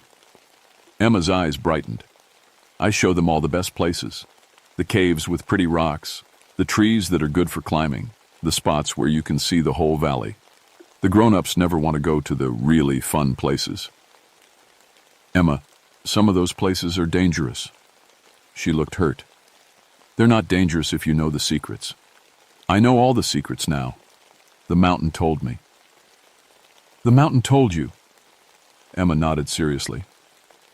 "She talks to all of us lost kids. She keeps us safe and warm. She says she's lonely too because people used to visit her more. Now they just drive by in their cars. She misses when children used to play in her forests." I felt a deep wrongness in what she was saying, but I couldn't put my finger on it. "Emma, the children you play with, They have to go home to their parents. They can't stay here. Emma's face fell. But why? It's so much fun here, and their parents are always worried and scared. Here, nobody worries, nobody gets scared. We can play forever. Because their parents love them, just like I love you. Then why don't you stay and play too? Emma asked. The mountain likes you. She remembers when you used to bring me here all the time. She says you could stay, and we could be together forever. Every part of me wanted to say yes. This was my daughter, my little girl I'd grieved for 5 years. She was right here talking to me, smiling at me. How could I walk away from that? But then I thought about Jake Morrison and the Patel boy at the cliff edge and all the other children who'd been led to dangerous places. Emma, honey, some of the kids you've been playing with got hurt, or almost got hurt. She shook her head firmly. No, I keep them safe. I show them how to walk on the wet rocks, how to climb the tall trees, how to swim in the deep water. I teach them what the mountain taught me. What did the mountain teach you? Emma's voice changed, became older somehow. That there are places where the rules are different. Places where children can be brave and free. Places where loving parents don't have to worry about losing their babies. That's when I realized the truth. This wasn't just Emma's spirit, lost and confused. Something was using her, feeding on her love for me and my grief for her. Something that wanted to keep children here, in these mountains. Something that was getting stronger every time a child went missing. Emma, I said carefully, I need you to stop playing with the visiting children. Her face crumpled. But Mommy, they're my friends, and they're so sad when they first get here. I make them happy. They need to go home to their families. But I don't have a family anymore, Emma cried. You left me. You stopped looking for me. The words hit me like a physical blow. Oh, baby, no. I never stopped loving you. But you died, Emma. You drowned in the flood. I'm not dead, she said, and her voice echoed strangely through the trees. I'm right here. I'm talking to you. The temperature around us dropped 20 degrees in seconds. The wind picked up, making the trees creak and groan. Emma's form flickered like a bad TV signal. Emma, you need to let go. You need to rest. No, she screamed, and the sound was like breaking glass. I won't go. I won't leave again. And I won't let my friends leave either. The wind became a howling gale. Reese bent almost to the ground. And through it all, I heard other voices, children's voices, calling out in fear and anger. When the wind died down, Emma was gone. But I could hear her voice carried on the night air. The mountain will keep us all safe, Mommy. You'll see. The next morning brought chaos. 3 families reported their children missing, all at the same time, all from different campsites. The largest search and rescue operation in park history began immediately. We found the kids 6 hours later, all of them standing in a circle in a clearing that shouldn't have existed. They were holding hands, singing a song none of their parents recognized. Their eyes were distant, dreamy. When we approached them, they didn't seem to see us at first. Then the youngest, a 4-year-old named Lucy, looked up and smiled. Emma says we can stay now, she announced. Emma says the mountain mother wants us to be her children too. All the children nodded in agreement. They talked about Emma like she was standing right there with them.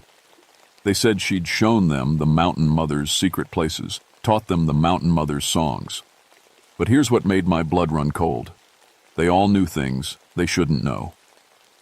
Lucy described the interior of caves that were sealed off to tourists. 8-year-old Marcus drew a perfect map of underground streams that weren't on any official survey. They all talked about the other lost children who lived in the mountain permanently. We managed to get the kids back to their parents, but none of them wanted to leave. They cried and fought and begged to go back to Emma. Their parents were terrified. That night, I made a decision that would change everything. I went back to the clearing where we'd found the children, carrying a backpack full of supplies and my Ranger radio. I was going to end this, whatever it took. Emma appeared almost immediately, as if she'd been waiting for me. I knew you'd come back, she said happily. The mountain mother is so excited to meet you properly. Emma, We need to talk. About what you're doing to these children. Her smile faded. I'm not doing anything bad, Mommy. I'm giving them what you gave me. Love and safety and fun. But better, because here, it never has to end. It does have to end, baby. These children have families who love them. Families who will lose them anyway. Emma's voice rose. Families who will make the same mistakes you made. Families who will let their children die. The accusation hit me like a punch. Because she was right. I had let her die. I'd turned away for just a moment, and she was gone. You're right, I admitted. I failed you. I should have been watching more carefully. I should have kept you safe. Emma's anger melted into sadness. You did keep me safe, Mommy. You taught me to swim, to climb, to be careful around animals. But the mountain can keep children safer. Here, nobody ever dies. Nobody ever gets lost. Nobody ever has to say goodbye. But they're not really living, are they? Before Emma could answer, the ground beneath us began to shift. Trees moved aside like curtains. The earth itself rose up, forming the shape of an enormous woman made of soil and roots and stone. The Mountain Mother. Her voice was like wind through caves, like water over rocks. Martha Asheville, she said, and my name echoed from every tree. I have been waiting to speak with you. I should have been terrified. Instead, I felt an overwhelming sense of maternal love radiating from this ancient being. She felt like every mother who'd ever lost a child, every parent who'd ever worried about their baby's safety. You understand loss, she continued. You understand the fear that keeps parents awake at night. I can take that fear away. I can keep all children safe, forever. By trapping them here? By loving them here. Look at your Emma. See how happy she is, how free from fear and pain. Emma nodded eagerly. It's true, Mommy. I am never scared here. I'm never cold or hungry or hurt, and neither are my friends. But you're not growing up, I said quietly. You're not learning new things, making new memories. You're stuck. The Mountain Mother's presence grew stronger, more persuasive. Growth brings pain. Learning brings disappointment. Memory brings grief. I offer something better. Eternal childhood, eternal joy. That's not life. That's just existing. And what is life? The Mountain Mother challenged. Brief happiness followed by inevitable loss. Better to have perfect happiness that never ends. I looked at Emma, my beautiful daughter who would never grow up, never go to school, never fall in love, never have children of her own. She was preserved like a flower pressed in a book, beautiful but no longer truly alive. Emma, I said, do you remember what you wanted to be when you grew up? Her face brightened. A park ranger like you. And what did you want to do as a park ranger? Help people. Keep families safe in the mountains. That's right. But honey, keeping those children here isn't helping them. It's keeping them from becoming who they're supposed to be. Emma's certainty wavered. But they're safe here. Being safe isn't the same as being alive. The Mountain Mother's presence darkened. You would choose risk over certainty? Pain over peace? I choose life over death, even if life is harder. Then you choose to lose your daughter forever. The words nearly broke me, but I thought about all the children I'd helped over the years, all the families I'd kept safe while still letting them explore and grow. That was the real job of protecting children, not keeping them from all danger, but teaching them to face danger wisely. Emma, I said, fighting back tears, I love you more than anything in the world. But love means wanting what's best for someone, even when it hurts. What's best for me is staying with you. What's best for you is resting peacefully, knowing that you were loved completely while you were alive. Emma began to cry, and her tears were like rain on my face. I don't want to go, Mommy. I'm scared. I know, baby, but I'll be okay. And someday, when I'm old and my work here is done, maybe I'll see you again. But right now, you need to let go. You need to let the other children go too." The mountain mother roared with anger. "You cannot take them from me. They are mine now." "No," I said firmly. "They're nobody's to take. Children aren't possessions. They're people with their own lives to live." Emma looked back and forth between me and the mountain mother. I could see her struggling, torn between the supernatural force that had kept her here and her love for me. "The choice is yours, Emma," I said softly.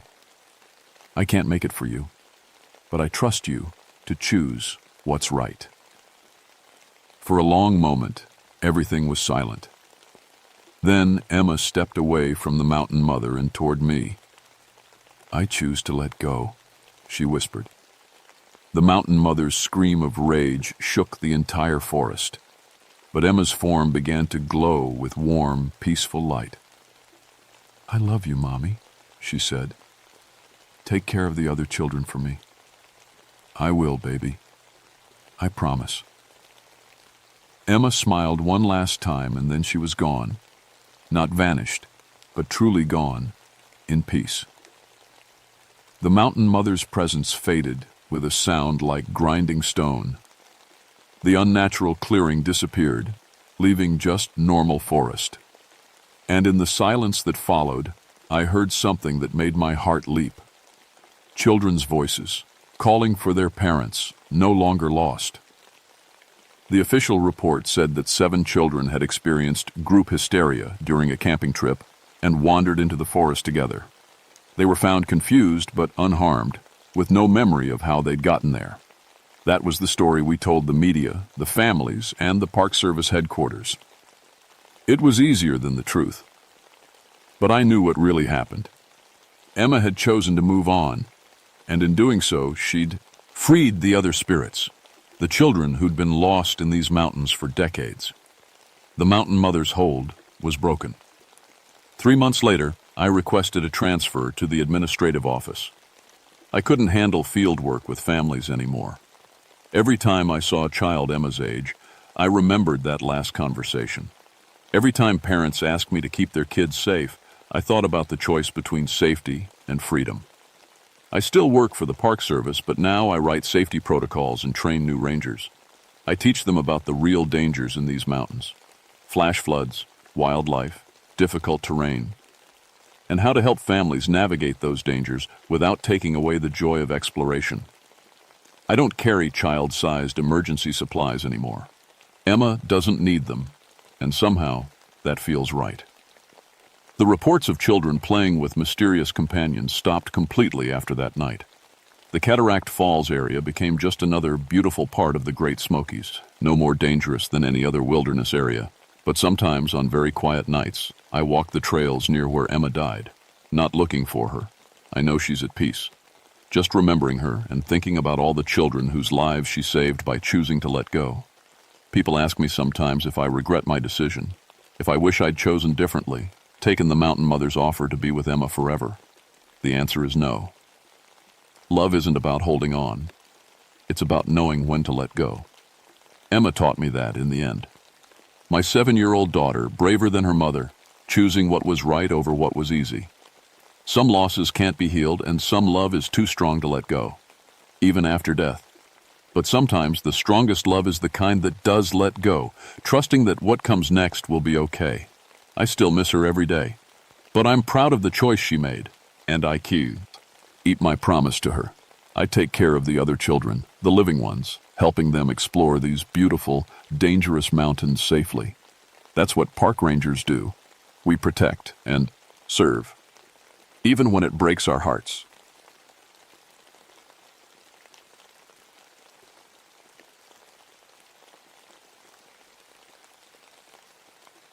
My name is Mike Holloway, and I've spent 11 years above ground after 20 below. That's how I always start when folks ask about my work in the New River Gorge. Most people think being a park ranger is all about trees and trails, but around here it's different. This place used to be coal country, and the mountains still remember. I wasn't always a ranger. Used to work the Beckley seam, 300 feet down in the dark. Had calloused hands and a strong back, just like my daddy and his daddy before him. Coal dust gets in your blood, they say. Makes you part of the mountain itself. That changed in 1967. I was 23 then, working alongside Jimmy Parker, Bob Chen, and little Tommy Morrison. We called him Little Tommy, even though he was bigger than all of us. The mountain took them on a Tuesday morning when the roof came down. I was 50 feet back, checking rail ties, when I heard the sound no miner ever wants to hear, that deep groan of stone giving up its fight with gravity. By the time we dug them out, it was too late. 3 good men, dead because I'd been checking ties instead of watching for loose rock. The mine company called it an accident. I called it my fault. So I quit the mines and took a job up top, working for the Park Service. Figured I'd help keep people safe instead of leading them into danger. Been doing that for 11 years now, documenting the old mining sites, making sure nobody falls down a forgotten shaft or walks into a gas pocket. These mountains are full of holes, and every hole has a story. I still wear my hard hat, even up here in the sunshine. People think it's strange, but you don't spend 20 years underground and just forget to protect your head. Plus, I'm missing 2 fingers on my left hand from a conveyor belt accident, and I cough up black stuff every morning. The mountain marks its own. My job now is to preserve the mines, in history for future generations. I've cataloged over 200 abandoned mine sites in this area alone. Every one tells a story of men who went down into the dark and hoped to come back up. Most did, some didn't. The schools bring kids through here all the time, wanting to learn about how their great-granddaddies lived and worked. It's good for them to understand what built these mountains, what cost it took. I show them the old equipment, tell them about the dangers, make sure they know why we don't go into the old shafts anymore. Last month, though, something started happening that made me think maybe all the mine children weren't accounted for. Mrs. Patterson from Oak Hill Elementary brought her 4th grade class through, same as she does every spring. But when they came back to the visitor center, she looked pale as mountain mist. "Mr. Holloway," she said, keeping her voice low so the kids wouldn't hear, "some of the children got separated from our group near the old Coal Creek site. When we found them, they said other children had been showing them around. Local kids who knew all about the mining history." I frowned. There weren't any local kids out there.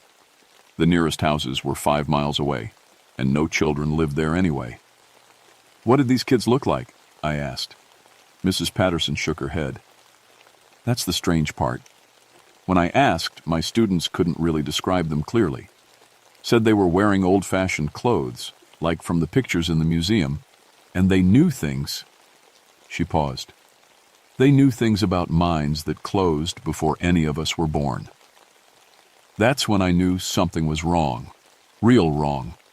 After 20 years underground and 11 years above, I thought I'd seen all the dangers these mountains could hold. But as I watched Mrs. Patterson's bus pull away, taking those confused children back to safety, I had the sinking feeling that some dangers don't stay buried. The mountain was trying to tell me something, and after what happened to Jimmy, Bob, and little Tommy, I should have been listening closer. The next week I decided to check out the Coal Creek site myself. It's about 3 miles up a winding trail past the old tipple where they used to load coal cars. The morning was cold for March, with frost still clinging to the rocks like tiny diamonds. I'd been to Coal Creek plenty of times before. It was one of the safer sites. Most of the dangerous shafts were already sealed with concrete plugs, and the area was stable enough for school groups. But as I walked up the trail, something felt different. The birds weren't singing. In 20 years of working these mountains, I'd never heard them this quiet. Even the squirrels seemed to be hiding. My breath came out in white puffs, though it wasn't really cold enough for that. The trees looked wrong too, like they were leaning away from something instead of toward the sun. When I reached the old mining camp, I stopped and looked around. Everything appeared normal. Rusted equipment scattered around, old building foundations, the sealed mine entrance with its warning signs. But the silence was so thick, I could almost touch it. That's when I saw the footprints. Small ones, like children would make, pressed into a patch of mud near the mine entrance. But here's the thing that made my blood run cold. They weren't regular shoe prints. They looked like the prints from old mining boots, the kind with metal plates on the bottom that men wore underground 50 years ago. Except these were tiny, child-sized. I knelt down and touched one of the prints. The mud was wet, like it had been made recently, but there hadn't been rain in 3 days. "Hello?" I called out. "Anyone there?"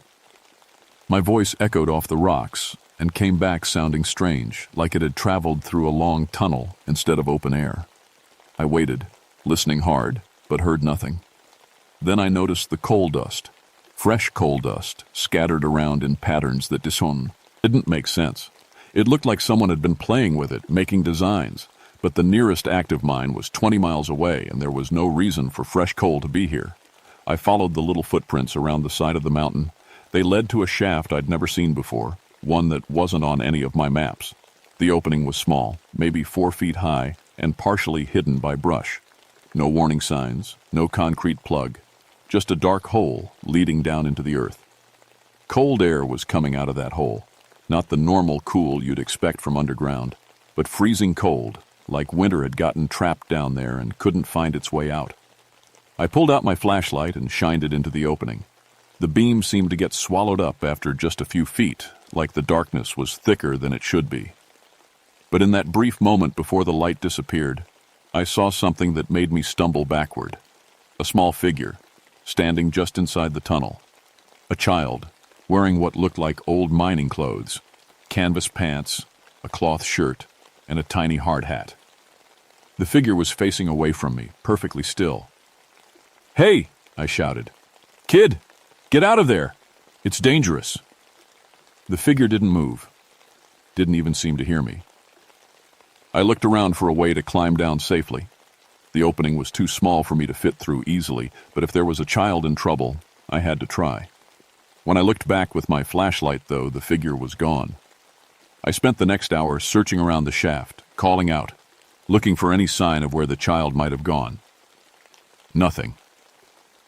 But the cold air kept flowing out of that hole, and I swear I could hear something down there.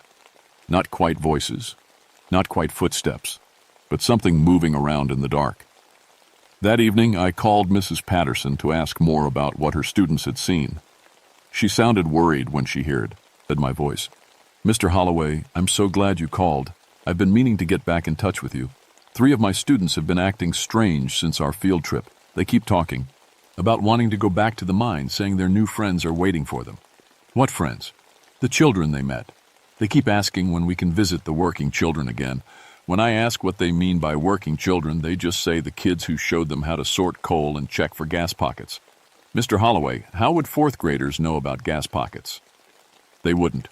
No child should know about testing for methane gas in mine shafts. That was dangerous, technical work that took years to learn. Mrs. Patterson, I need you to keep those children away from the mining sites, all of them. Don't bring any more school groups out here until I figure out what's going on." After I hung up, I sat in my truck for a long time, thinking. 20 years underground had taught me to trust my instincts about danger, and every instinct I had was screaming that something was very, very wrong at Coal Creek. The mountain was trying to tell me something, all right. The question was whether I was brave enough to listen. I couldn't sleep that night. Every time I closed my eyes, I saw that small figure standing in the tunnel, perfectly still like a statue made of shadow. So before dawn, I loaded my truck with proper cave equipment and drove back to Coal Creek. This time, I was going down. The shaft was still there, still breathing out that unnatural cold. I'd brought a portable gas detector, rope, and a better flashlight. If there really was a child down there, I was going to find them and get them out safely. The opening was just wide enough for me to squeeze through if I took off my pack first. The moment I dropped into the tunnel, the temperature dropped 20 degrees. My breath came out in thick clouds, and frost began forming on my flashlight lens. The tunnel was old, hand-carved, probably from the 1920s. The walls showed pick marks and old wooden support beams. Ms. held up the ceiling. But here's what didn't make sense. The tunnel was in perfect condition. No cave-ins, no rotten timber, no flooding. After 50-plus years, it should have been a death trap. I followed the main passage for about 50 feet before it opened into a larger chamber. What I saw there made me stop breathing for a moment. Child-sized mining equipment, tiny pickaxes, small coal carts, little oil lamps hanging from the walls. Everything perfectly preserved, like someone had been maintaining it all these years. And scratched into the wall in a child's handwriting.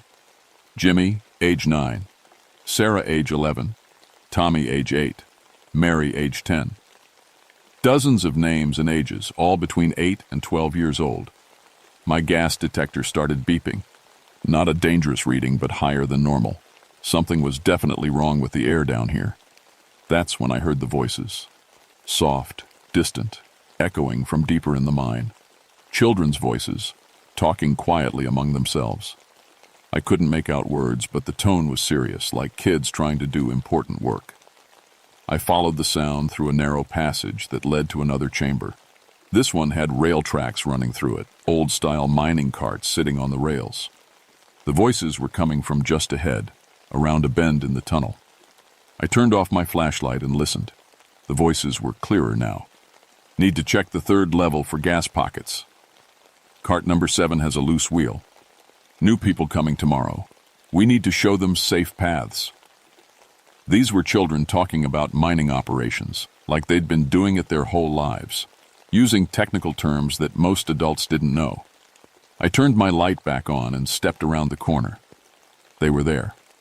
5 of them, maybe 6. It was hard to tell because they kept moving in and out of the shadows. Children wearing old-fashioned Ming clothes, carrying tiny tools, working with the same serious concentration I remembered from my early days underground. They looked up when my light hit them. Pale faces, dark eyes, coal, dust streaked on their cheeks. For a moment we all just stared at each other. Then the smallest one, a girl who couldn't have been more than 8, stepped forward. "Are you here to work?" she asked. Her voice sounded strange, like it was coming from the bottom of a deep well. "No, sweetheart," I said gently. "I'm here to help you get out. This place isn't safe for children." She looked confused. "But we work here. We've always worked here. The mountain needs us. How long have you been down here?" The children looked at each other, and I saw something in their eyes that made my heart sink. They genuinely didn't know. "Since the bad air came," said an older boy, maybe 12. "We were helping check the lower tunnels when the bad air came. Boss told us to stay and keep working until it was safe to go up." Bad air. That's what miners called methane gas in the old days. "What year is it?" I asked, though I was starting to suspect I didn't want to know the answer. 1924, the girl replied immediately. March 15th, 1924. My blood went cold. March 15th, 1924. I knew that date. Every miner in West Virginia knew that date. That was when the Coal Creek disaster happened. Methane explosion. 31 dead, including 8 child workers. These weren't living children. These were the ghosts of kids who died in 1924, and they didn't know they were dead. "Listen to me carefully," I said, trying to keep my voice steady. "You need to go up to the surface. Your families are worried about you." But even as I said it, I realized the horrible truth. These children had been dead for 54 years. Their families were long gone, and somehow they were still here, still working, still trying to do their jobs because no one had ever told them they could stop. The boy shook his head. "Can't go up yet. Too much bad air. We have to keep the tunnel safe for the next shift." That's when I understood. They were trapped here, not just by death, but by duty. They died trying to protect the adult miners, and they were still trying to do that job. And somehow they thought modern children were the next shift coming down to work. I had to get out of there. I had to figure out how to help them. But as I backed away toward the tunnel entrance, the temperature dropped even more, and my flashlight started flickering. "Don't go," the little girl called after me. "The mountain gets angry when people leave their work unfinished." I ran. For the first time since 1967, I ran away from people who needed help. But I knew I wasn't running from children anymore. I was running from something much, much worse. I spent 2 days researching everything I could find about the 1924 Coal Creek disaster. The local newspaper archives, mining company records, even talked to some old-timers who remembered their grandfathers talking about it. What I found made everything worse. The disaster wasn't just a methane explosion. According to the reports, something had gone wrong with the ventilation system weeks before the accident. Miners reported strange sounds coming from the deeper tunnels, equipment moving on its own, and areas that stayed cold no matter how many warming fires they lit. The children who died weren't just working, they were trying to evacuate the lower levels when the explosion happened. They died heroes, staying behind to make sure the adult miners got out safely. But here's the part that really scared me. The mine company sealed the shafts immediately after the accident. No investigation, no recovery of bodies. They just poured concrete and walked away. The families never got their children back. I was reading through old mining reports when my phone rang. It was Mrs. Patterson, and she sounded panicked. "Mr. Holloway, 3 of my students are missing. They disappeared during recess." But that's not the worst part. Other children saw them walking toward the mountains with a group of kids none of us recognized. Kids in old-fashioned clothes. Heart stopped. When? 2 hours ago. We've called the police, but they don't know these mountains like you do. Please, you have to help us find them. I grabbed my equipment and drove to Coal Creek faster than I should have. The police were already there, along with search and rescue teams, but they were looking in all the wrong places. They didn't know about the hidden shaft. I led them to the opening I'd found. When I shined my flashlight down into it, we could hear voices, modern children's voices, mixed with the older, strange-sounding ones I recognized. "We can hear them, but the opening's too small for adults," said the police captain. "We're going to have to get special equipment to widen it." "That'll take hours," I said. "Those kids don't have hours." Before anyone could stop me, I squeezed through the opening and dropped into the tunnel. Behind me, I heard the captain shouting for rope and backup. The mine was different now, colder, darker, and the passages seemed to go on forever, twisting and turning in directions that hadn't existed before. My flashlight kept dimming, no matter how fresh the batteries were. I followed the sound of voices deeper into the mountain. The modern children were scared, crying, asking to go home.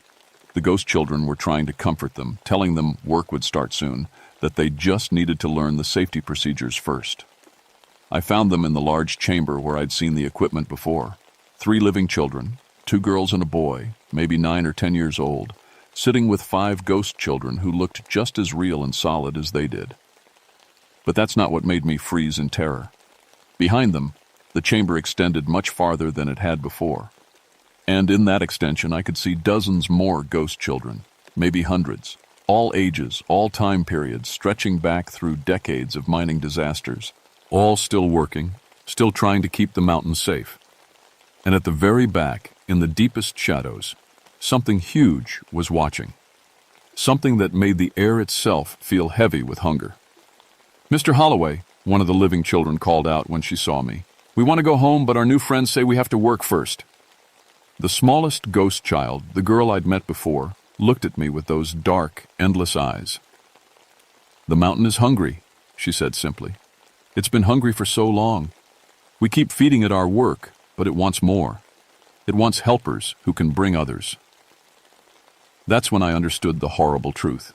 The ghost children weren't just trapped by duty. They were being used. Something ancient and evil lived in these mountains, something that fed on death and suffering. Every mining disaster, every life lost underground, made it stronger. And now it wanted the living children to help bring it more food. "Listen to me," I said to the living children. "We're going right now. Stay close to me, and don't look back."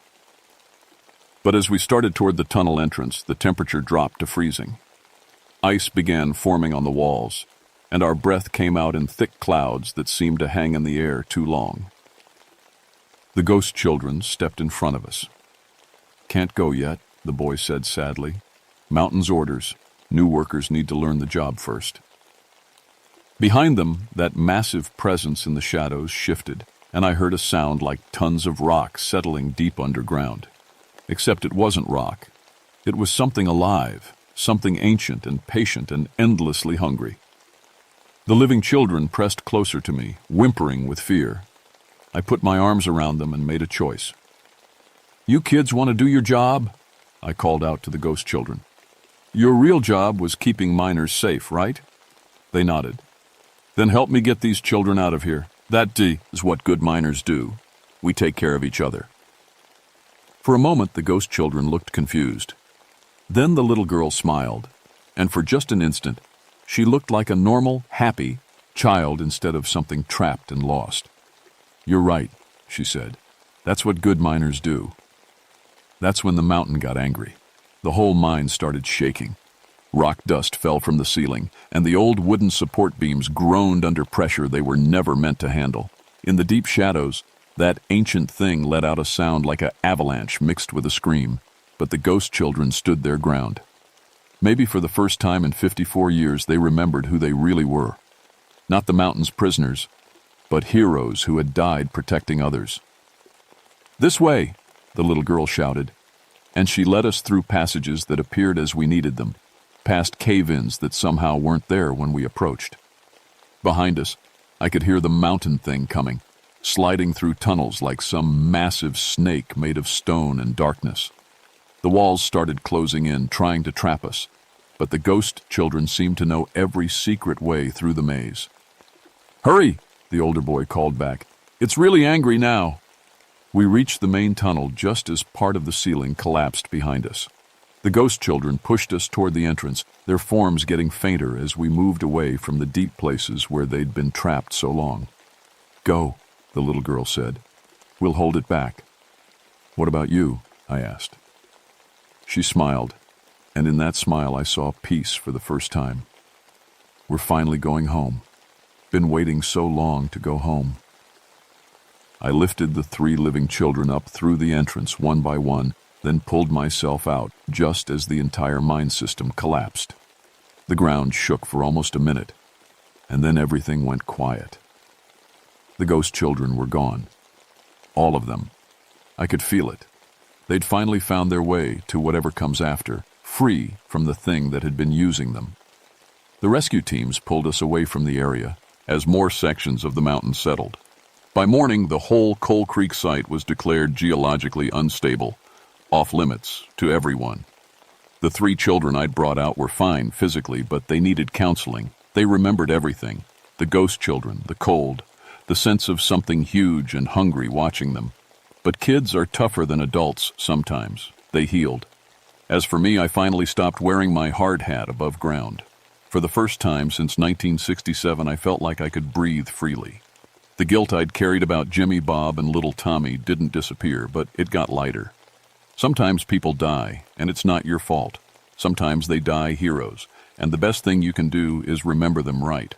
I still work for the Park Service, still catalog mining sites, still tell school groups about the history of coal country, but I tell them about the real history now, not just the industry, but the cost, the men who died underground, the children who should have been playing instead of working, the families that never got their loved ones back. Some jobs are too dangerous for anyone, and some debts get paid by generations not yet born. The mountains around here are quiet now, safer. Whatever was feeding on all that old pain and death is gone, buried under tons of rock and earth. But sometimes, on very quiet nights, I think I can hear children laughing somewhere far away. Not trapped, not working, just playing the way children should. And that sound makes me think maybe the mountain has finally learned to sleep peacefully. The dead can rest now. The living are safe. And for the first time in 54 years, the Coal Creek children are home.